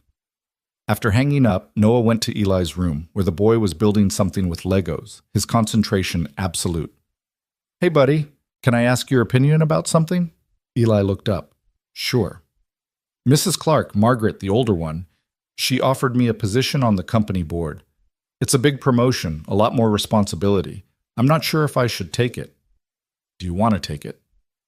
Part of me does, but another part is scared I'll mess it up. Eli set down his Legos and came to sit beside Noah on the bed. For a 7-year-old, he sometimes seemed impossibly wise. Dad, you taught me that being scared doesn't mean you shouldn't do something. It just means it matters to you. So if you're scared about the board thing, maybe that means it's important and you should do it. Noah pulled his son into a hug. How did you get so smart? I have a good teacher. That night, Noah called Peterson to discuss the board offer from a legal perspective. The lawyer was enthusiastic, explaining the financial benefits, the prestige, the opportunities it would create. Then Noah called Marcus, who laughed. Man, from janitor to board member in 3 months. That's got to be some kind of record. It feels surreal. It feels like exactly what you deserve. Take it, Noah. Show those corporate types how it's done. Finally, late that night, Noah did something he hadn't done since Sarah's death. He pulled out the box of her belongings. Not the medical equipment, but the personal items. Her favorite sweater that still somehow carried her scent. The journal she'd kept. Photos from their wedding, their honeymoon, the day Eli was born. He opened her journal to a random page and read, Noah doubts himself too much. He's brilliant and capable, but he can't see it. I wish he could see himself the way I see him. Someone who changes lives just by showing up, who makes the world better, just by being in it. I hope someday he believes in himself as much as I believe in him. Noah closed the journal, tears streaming down his face. I'm trying, Sarah. he whispered. "I'm really trying to be the person you believed I could be." On Monday morning, Noah walked into Vivian's office with his decision made. She looked up from her computer, her expression expectant. "I'll take the board seat," Noah said, "on one condition." "Name it." "I keep my current position too. I don't want to be just a board member making decisions from a distance. I want to stay connected to the actual work, to the people I'm fighting for." "Can I do both?" Vivian smiled. "I was hoping you'd say that. Yes, you can do both. In fact, I think having a board member who's actively working in the field will give us invaluable perspective." She stood and extended her hand. "Welcome to the board, Noah. I think this is the beginning of something extraordinary." The official announcement came that Wednesday. The company magazine ran another feature, this one titled, "From Janitor to Board Member, The Extraordinary Journey of Noah Grant." It included photos spanning his 3 months at the company, Noah at facilities, talking to workers, examining equipment, and finally, sitting at the board table in his first official meeting. The response was overwhelming. Employees sent emails and stopped him in hallways to congratulate him. Media outlets requested interviews, most of which Noah declined, preferring to let his work speak for itself. But he agreed to one, a human interest piece for a national magazine about second chances and redemption. The interview took place at Riverside Cemetery, standing near the spot where Vivian's funeral had been held. The journalist, a woman named Sarah Chen, asked thoughtful questions about his journey. "Do you ever think about that day?" she asked. "The funeral? The moment you decided to speak up?" Noah looked at the spot where the golden casket had sat, where he'd knelt in the mud and fought for a stranger's life. "Every day." It was the moment everything changed. But it wasn't just about saving Mrs. Clark. It was about trusting myself again, believing that I still had value, that my instincts and training and experience still mattered. "You risked everything, your reputation, your freedom, your son's welfare. Was it worth it?" "Absolutely. Because the alternative was living with the knowledge that I could have saved someone and chose not to. I couldn't do that. Not again." He paused. "When my wife died, I couldn't save her. And for 2 years, I carried that failure like a weight around my neck. But saving Vivian showed me that I couldn't save Sarah, not because I wasn't good enough, but because sometimes loss is inevitable. And the only thing we can control is whether we show up for the people we can save." The article ran 2 weeks later with a photo of Noah at the cemetery, the city skyline behind him, his expression thoughtful. The headline read, "The hero who stopped a burial and started a revolution." Life settled into a new rhythm. Noah balanced board meetings with facility visits, strategic planning with hands-on safety work. Eli continued thriving at Riverside Academy, making friends and excelling in his classes. The quarterly psychological evaluation came back clear, and Noah's therapist noted his remarkable emotional stability and growth. 6 months after the funeral, Noah organized a company-wide safety conference, bringing together workers from all 17 facilities to share best practices and concerns. It was the first time hourly workers had been given equal platform with management, and the results were transformative. Dozens of safety improvements were suggested, many implemented within weeks. At the closing session, a worker from the Seattle facility, Miguel, the young man whose life had been saved by the safety protocols, asked to speak. He took the microphone with shaking hands. "I just want to say thank you to Mr. Grant. 6 months ago, I would have died at my job because I was too scared to stop working when something felt wrong. But he taught us that our lives matter more than production quotas, that speaking up isn't weakness, it's courage. And because of him, I got to go home to my family. My daughter's first birthday was last week, and I was there because Mr. Grant refused to accept that workers are disposable." His voice broke. "We're not disposable. And finally, someone in power believes that." The applause was deafening. Noah stood in the back of the room, overwhelmed by the response, by the tangible proof that his work was saving lives in ways both dramatic and subtle. That evening, Vivian hosted a small dinner party at her estate. Just Noah, Eli, Margaret, Emily, and a few close friends. They ate in the garden as the sun set, the conversation easy and warm. Emily and Eli disappeared to explore the greenhouse, and Margaret regaled everyone with stories from the company's early days. At one point, Vivian pulled Noah aside, the two of them standing near the fountain as water cascaded in the golden light. "I've been thinking about that day at the cemetery," she said quietly, "about how you stopped my funeral. And I realized something. You didn't just save my life. You showed me what courage looks like. Real courage, the kind that acts despite fear, that speaks up when silence would be easier." "You showed me courage too," Noah replied. "Hiring me, supporting my reforms, standing up to the board when they pushed back. That took just as much bravery." "Maybe we saved each other," Vivian suggested with a small smile. "Maybe we did." They stood in comfortable silence, watching the sun paint the sky in shades of orange and pink. Noah thought about how far he'd come in 6 months, from a janitor scrubbing floors to a board member shaping company policy. From a broken man convinced he'd never matter again to someone who mattered more than he'd ever imagined possible. Later that night, after Eli was asleep, Noah sat on their apartment balcony with the tomato plant they'd gotten growing in a pot beside him. He pulled out his phone and opened his photos, scrolling to the pictures of Sarah. Her smile, her eyes, the way she'd looked at him like he was capable of anything. "I did it, Sarah," he whispered to the night. "I got my license back. I'm on the board. Eli's happy and thriving. We're okay. We're more than okay."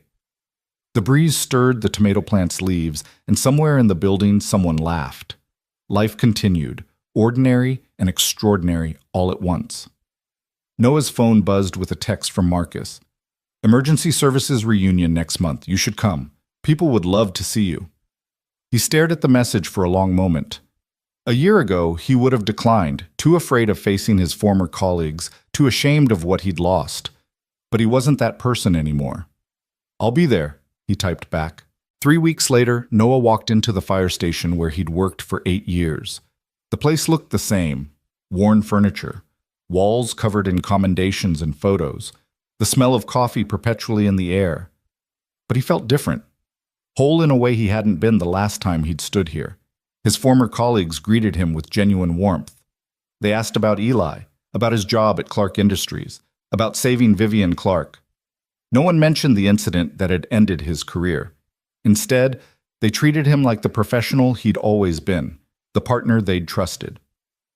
The station chief, a grizzled veteran named Tom Rodriguez, pulled Noah aside near the end of the evening. "I heard you got your license back." "I did, 2 months ago." Rodriguez nodded slowly. "You were one of the best we had, Grant. What happened with your wife? That was a tragedy, and the way we handled it wasn't right. You deserved support, not punishment. I'm glad you fought your way back." "Thank you, sir. That means a lot." "You thinking about coming back? We could use someone with your experience." Noah considered the question. A few months ago, he might have jumped at the offer, desperate to reclaim his old life. But now he understood that you couldn't go backward. You could only move forward, taking the lessons from the past, but building something new. "I appreciate the offer," Noah said finally, "but I think I'm where I need to be. Clark Industries gives me the chance to save lives in a different way, preventing emergencies rather than just responding to them. It's the right fit for who I am now." Rodriguez smiled. "Good for you, but if you ever change your mind, the door's open." As Noah drove home that night, he felt a sense of closure he hadn't known he needed. He'd proven to himself and everyone else that he was still capable, still valuable, still the person he'd been before tragedy struck. But more importantly, he'd proven that he could be someone new, someone shaped by loss but not defined by it, someone who'd taken broken pieces and built something meaningful. 1 year after stopping the funeral, Noah stood in the same cemetery on a crisp autumn morning. This time, he wasn't alone. Eli was beside him, and so were Vivian, Margaret, Emily, Marcus, and a dozen other people whose lives had intersected with his in meaningful ways. They'd come to dedicate a bench near where Vivian's funeral had been held. The plaque read, "In memory of those who speak up when silence seems safer, in honor of courage that saves lives." Vivian spoke first, her voice carrying across the quiet cemetery.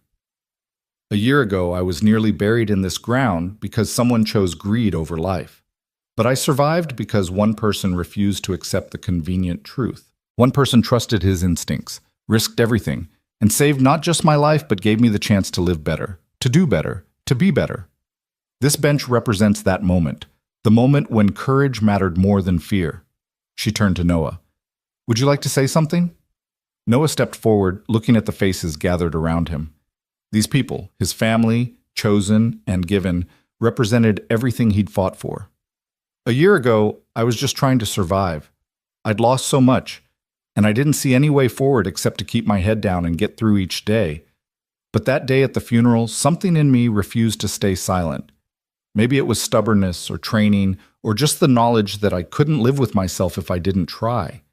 He looked at Eli, who was watching him with pride shining in his young eyes. My son told me once that being scared doesn't mean you shouldn't do something. It just means it matters. I was scared that day, terrified actually, but I did it anyway, because sometimes the right thing is also the hardest thing. And what I learned is that courage isn't the absence of fear. It's acting despite fear. It's trusting yourself when no one else does. It's refusing to let the world stay broken when you have the power to fix even one small piece of it. He placed his hand on the bench, feeling the cool metal under his palm. This bench represents second chances. For me, for Vivian, for everyone who's ever been told they're not enough. It represents the truth that our worst moments don't have to define us, that we can heal, grow, and become people who make a difference. That's not just my story. It's all of our stories, if we're brave enough to live it. After the ceremony, as people mingled and shared memories, Eli pulled Noah aside. Dad, I'm really proud of you. I'm proud of you too, buddy. You've been so brave through all of this. The moves, the new school, all the changes. You've handled it better than most adults would. I learned from you. You taught me that hard things don't have to break us. They can make us stronger if we let them. Noah hugged his son tightly, this incredible kid who'd taught him just as much as he'd taught Eli. Your mom would be so proud of you, of both of us. I know, I think she's watching, don't you? Yeah, buddy, I think she is. As the gathering dispersed, Noah found himself standing alone at the bench for a moment. He thought about the journey that had brought him here, the loss, the struggle, the moment of desperate courage that had changed everything. He thought about Sarah and how she'd always believed in him, even when he couldn't believe in himself. And he thought about the future, spread out before him like an open road full of possibility. His phone buzzed with an email. The subject line made him catch his breath. Emergency Services Training Institute, faculty position. He opened it, reading quickly. They wanted him to teach, to train the next generation of paramedics. The position would allow him to keep his board seat and his work at Clark Industries, but add teaching to his responsibilities. It was another chance to save lives, this time by sharing everything he'd learned. Noah smiled. 6 months ago, he would have been afraid to take on more, worried about failing, convinced he wasn't qualified. But now, he understood that qualification wasn't just about credentials. It was about experience, wisdom, and the willingness to keep growing. He typed a response. I'm very interested. When can we discuss details? That evening, Noah made dinner while Eli did homework at the kitchen table. The apartment was warm, filled with the smell of cooking and the sound of Eli humming tunelessly. Outside the window, the city lights were beginning to sparkle as dusk settled. Dad? Eli asked without looking up from his math homework. Do you think we'll always live here? Probably not always. Why? Just wondering. This place is good, but sometimes I think about having a house. With a yard. Maybe a dog. Noah flipped the chicken in the pan, considering. They could afford a house now with his salary and board stipends. A yard wasn't impossible. A dog seemed reasonable. You know what? Let's start looking. This weekend we'll check out some houses, see what's out there. Eli's head shot up, his eyes wide. Really? A real house? A real house. With a yard for that dog you've been hinting about for months. Eli whooped and ran to hug Noah, nearly knocking him into the stove. This is the best day ever. It's just an idea right now, buddy. We have to find the right place, make sure we can afford it, all of that. But we're going to try. That's what matters. Later, after Eli was asleep, Noah sat at his laptop browsing real estate listings. He found himself drawn to modest houses in good neighborhoods with solid schools nearby. Nothing ostentatious, nothing that screamed wealth. Just safe, warm places where a father and son could build a life. One listing caught his eye. A 3-bedroom house with a fenced yard, a garage that could hold his car, and maybe a workshop someday, and a front porch perfect for sitting on summer evenings. The price was manageable, the neighborhood was good, and something about the photos felt like home. He saved the listing to show Eli tomorrow. 6 weeks later, Noah signed the papers on that house. It needed work. The kitchen was outdated, the bathroom fixtures were ancient, and the yard was overgrown. But it was theirs. On moving day, their friends showed up to help. Vivian and Margaret arrived with lunch for everyone. Marcus brought his truck to haul furniture. Even Mrs. Chen from their old building came to help unpack dishes and tell everyone stories about what good neighbors they'd been. Eli ran through the empty rooms, his footsteps echoing, claiming the bedroom with the window seat overlooking the backyard. "This is where I'm going to read," he announced. "And we can put my desk here and my bookshelf there, and, Dad, can we paint it blue?" "We can paint it any color you want, buddy." That first night in the new house, they ate pizza on the floor of the living room because the furniture wasn't fully arranged yet. Eli talked nonstop about decorating his room, about the tree in the backyard that would be perfect for climbing, about how he wanted to name their future dog Thunder. "Thunder?" Noah asked, amused. "That's a big name. He's going to be a big dog, a brave dog, like us." After Eli went to bed, Noah stood on the front porch in the cool evening air. The neighborhood was quiet, peaceful, the kind of place where children played in yards and neighbors waved to each other. It was so far from where they'd been a year ago, that cramped apartment, the fear, the uncertainty. His phone rang. "Vivian. How's the new house?" "Perfect. Chaotic, but perfect." Noah sat on the porch steps. "Thank you again for everything. None of this would have been possible without you." "You saved my life, Noah. This is nothing compared to that." "No, I mean it. You didn't just give me a job, you gave me back my self-respect, my purpose, my belief that I could matter again. That's worth more than money." There was a pause, then Vivian said softly, "Can I tell you something?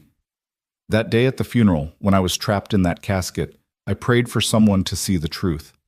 And you appeared like an answer to a prayer I didn't think would be heard. You gave me my life back, but you also restored my faith in humanity. In a world that often feels cold and selfish, you proved that good people still exist, that courage still matters. That one voice can change everything." "It goes both ways," Noah said. "You took a chance on a broken janitor with a questionable past. You believed in me when I didn't believe in myself. You taught me that redemption is possible, that second chances exist, that people can rebuild their lives from rubble. So thank you, Vivian, for seeing potential where everyone else saw failure."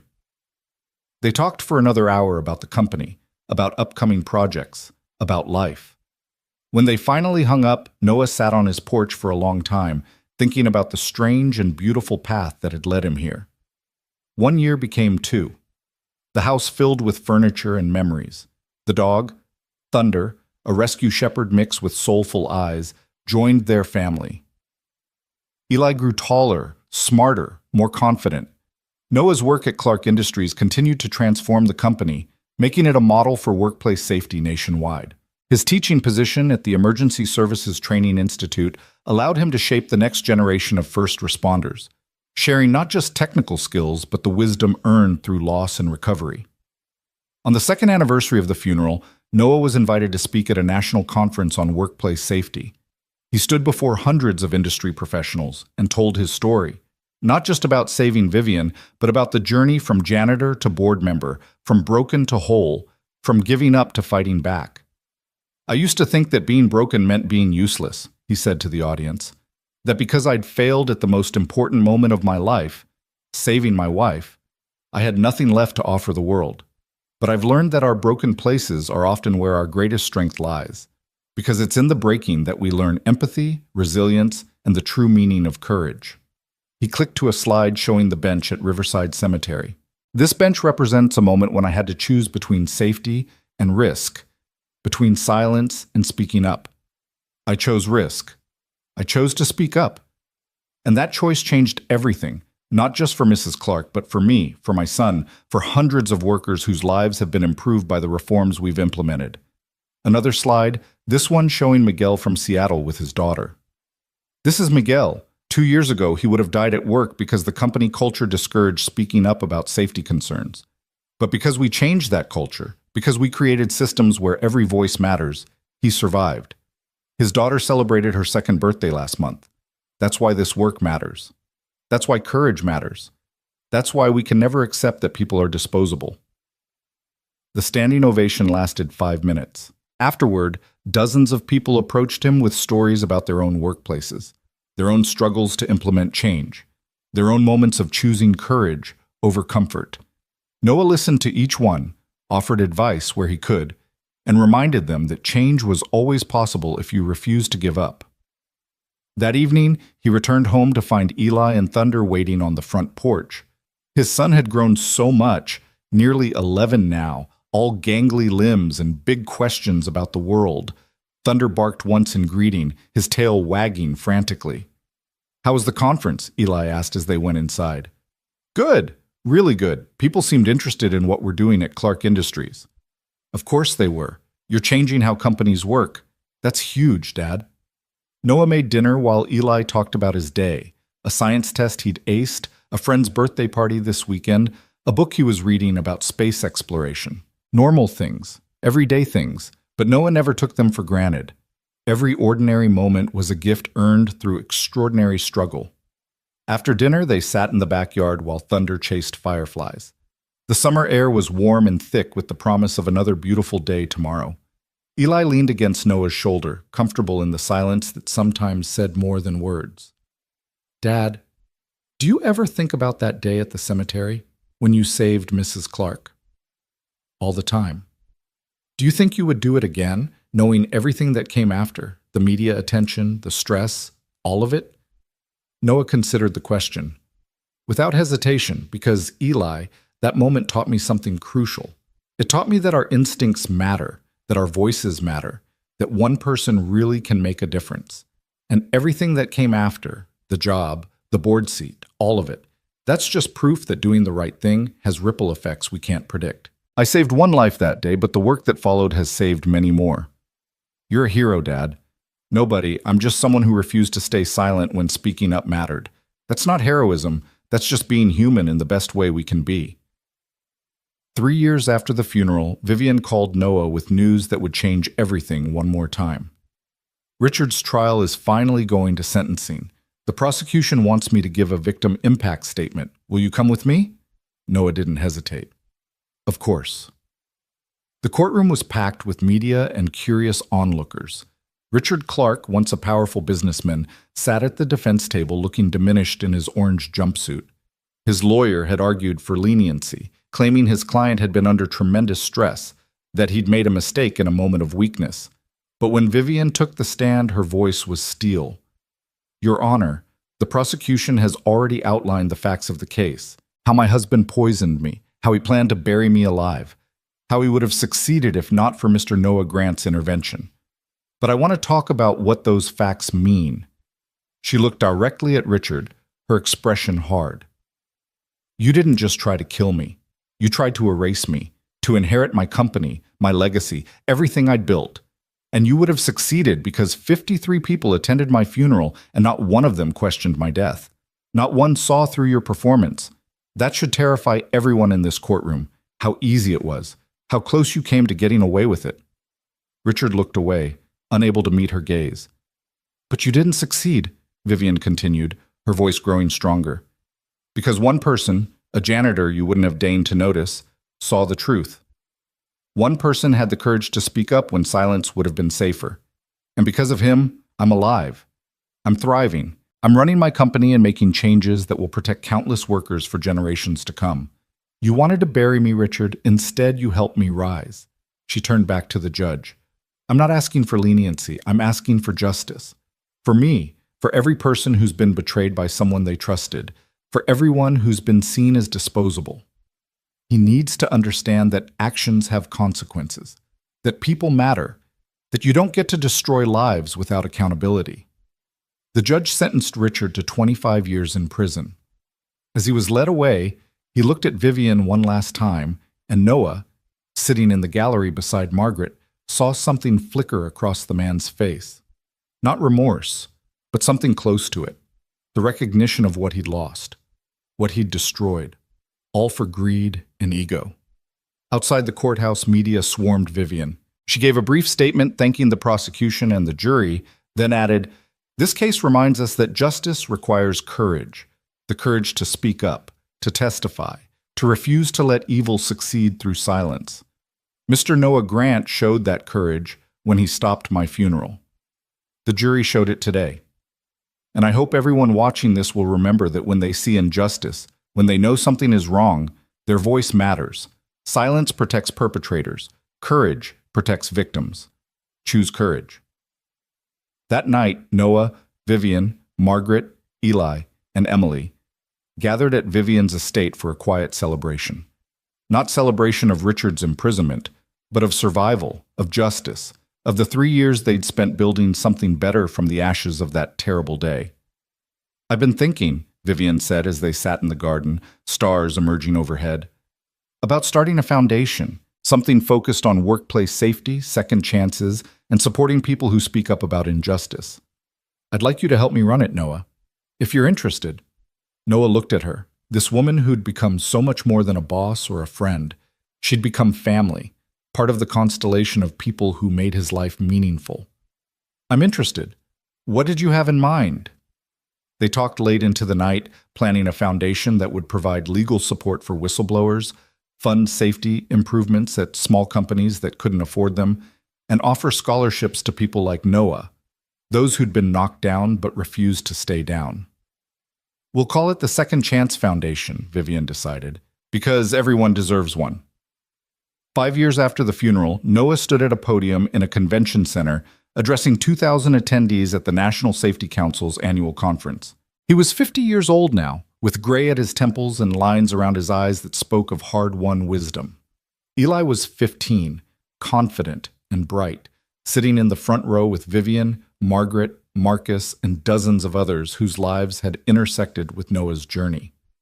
5 years ago, Noah began, his voice carrying across the massive room, "I was a janitor making minimum wage, trying to keep my son fed and my rent paid. I'd lost my wife, my career, my sense of purpose. I was broken in ways I didn't know how to fix. And then I overheard a conversation about a woman being poisoned, and I had to make a choice. Stay silent and stay safe, or speak up and risk everything." He clicked to a slide showing the cemetery, the funeral, the moment everything changed. "I chose to speak up. And that choice didn't just save Vivian Clark's life. It saved mine too. Because it reminded me that I still had value, that my voice still mattered, that broken people can still do extraordinary things." The presentation continued, showing the work of the past 5 years, the safety reforms at Clark Industries, the hundreds of lives saved through improved protocols, the foundation that had now helped 300 people fight for justice in their workplaces. He showed statistics, success stories, the tangible proof that change was possible when people refused to accept how things were. "But here's what I want you to remember," Noah said, coming to his conclusion. "This wasn't about me being special or heroic. This was about seeing something wrong and refusing to ignore it. Every single person in this room has that same power. You can choose to speak up when you see unsafe conditions. You can choose to support workers who raise concerns. You can choose to prioritize people over profits. Those choices might be hard. They might be risky. But they're also how we create a world where everyone comes home safe at the end of the day." He paused, looking out at the sea of faces. 5 years ago, a woman was about to be buried alive because someone chose greed over life. But she survived because one person chose courage over comfort. That's the lesson. That's what I'm asking you to remember. Your voice matters. Your choices matter. One person really can change everything. Never forget that. The standing ovation echoed through the convention center. As Noah left the stage, Eli met him with a hug that reminded Noah of everything he'd fought for. This boy, this incredible young man who'd survived his mother's death and his father's brokenness and emerged strong and kind and whole. "You were amazing," Eli said. "Thanks, buddy. But the real work isn't in speeches. It's in showing up every day and doing the hard stuff." "I know, you taught me that." That evening, the entire group gathered at a restaurant for dinner. Noah's chosen family, all the people who'd supported him, believed in him, helped him rebuild. Vivian raised her glass in a toast. "To Noah Grant," she said, her eyes shining. The man who stopped my funeral and started a revolution. The man who proved that second chances aren't just possible, they're powerful. Thank you for seeing me when no one else did. Thank you for refusing to let me die. And thank you for teaching all of us what courage looks like. To Noah, everyone echoed, glasses clinking. Noah felt emotion clog his throat. I can't take all the credit. Vivian, you took a chance on a broken janitor. Margaret, you believed in my vision even when it was expensive and disruptive. Marcus, you forgave me and supported my appeal. Eli, you gave me a reason to keep fighting. All of you, you're the reason this worked. You're the reason I'm standing here instead of still scrubbing floors and wondering if I'd ever matter again. He raised his own glass. So this toast isn't to me. It's to all of us, to second chances, to courage, to refusing to accept that people are disposable, to building a world where everyone's voice matters, where safety comes first, where doing the right thing isn't the exception, it's the rule. That's the world we're creating together. That's the legacy we're building. They drank to that, and the conversation flowed into laughter and stories, and the comfortable warmth of people who'd been through fire together and emerged stronger. Noah looked around the table at these faces, his family, chosen and given, and felt a contentment he'd never thought he'd experience again. Later, driving home with Eli beside him and Thunder in the back seat, Noah thought about the journey that had brought him here, from that cemetery in the rain to this moment of peace and fulfillment. It hadn't been a straight path. There had been setbacks, doubts, moments when giving up seemed easier than persevering, but he hadn't given up. Neither had Vivian or Eli or any of the people who'd stood by him. They'd all kept fighting, kept believing, kept choosing courage, even when fear whispered that silence was safer. Dad, Eli said, breaking the comfortable silence, when I grow up, I want to be like you. Noah glanced at his son, this almost man who carried Sarah's eyes and Noah's stubbornness and a wisdom all his own. You're already better than me, buddy. You're kinder, braver, more certain of who you are. I'm just trying to keep up. You taught me everything that matters, how to stand up for what's right, how to help people who need it, how to keep going even when things are hard. That's what I want to pass on someday. Then you will, and you'll make the world better for it. They drove through the city lights, heading home to their house with its yard and its memories and its promise of tomorrow. Thunder dozed in the back seat. The radio played softly.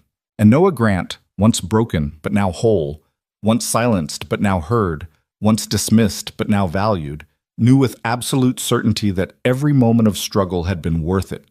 Because he'd learned the most important lesson of all, that courage doesn't mean never being afraid. It means acting despite fear. It means trusting yourself when no one else does. It means refusing to let the world stay broken when you have the power to fix even one small piece of it. And sometimes, just sometimes, that one act of courage changes everything. Not just for the person you save, but for yourself, for everyone watching, for the world that needs reminding that good people still exist, that hope still matters, that second chances are real. Noah had stopped a funeral 5 years ago and saved a life. But in doing so, he'd also saved his own. He'd proven that broken people can heal, that lost people can find their way, that one voice really can make a difference. That was the legacy he'd leave Eli.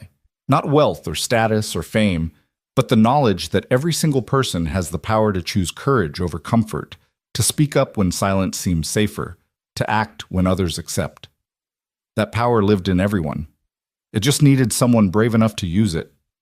And Noah Grant, the man who'd stopped a billionaire's funeral and started a revolution, had shown the world exactly what that bravery looked like.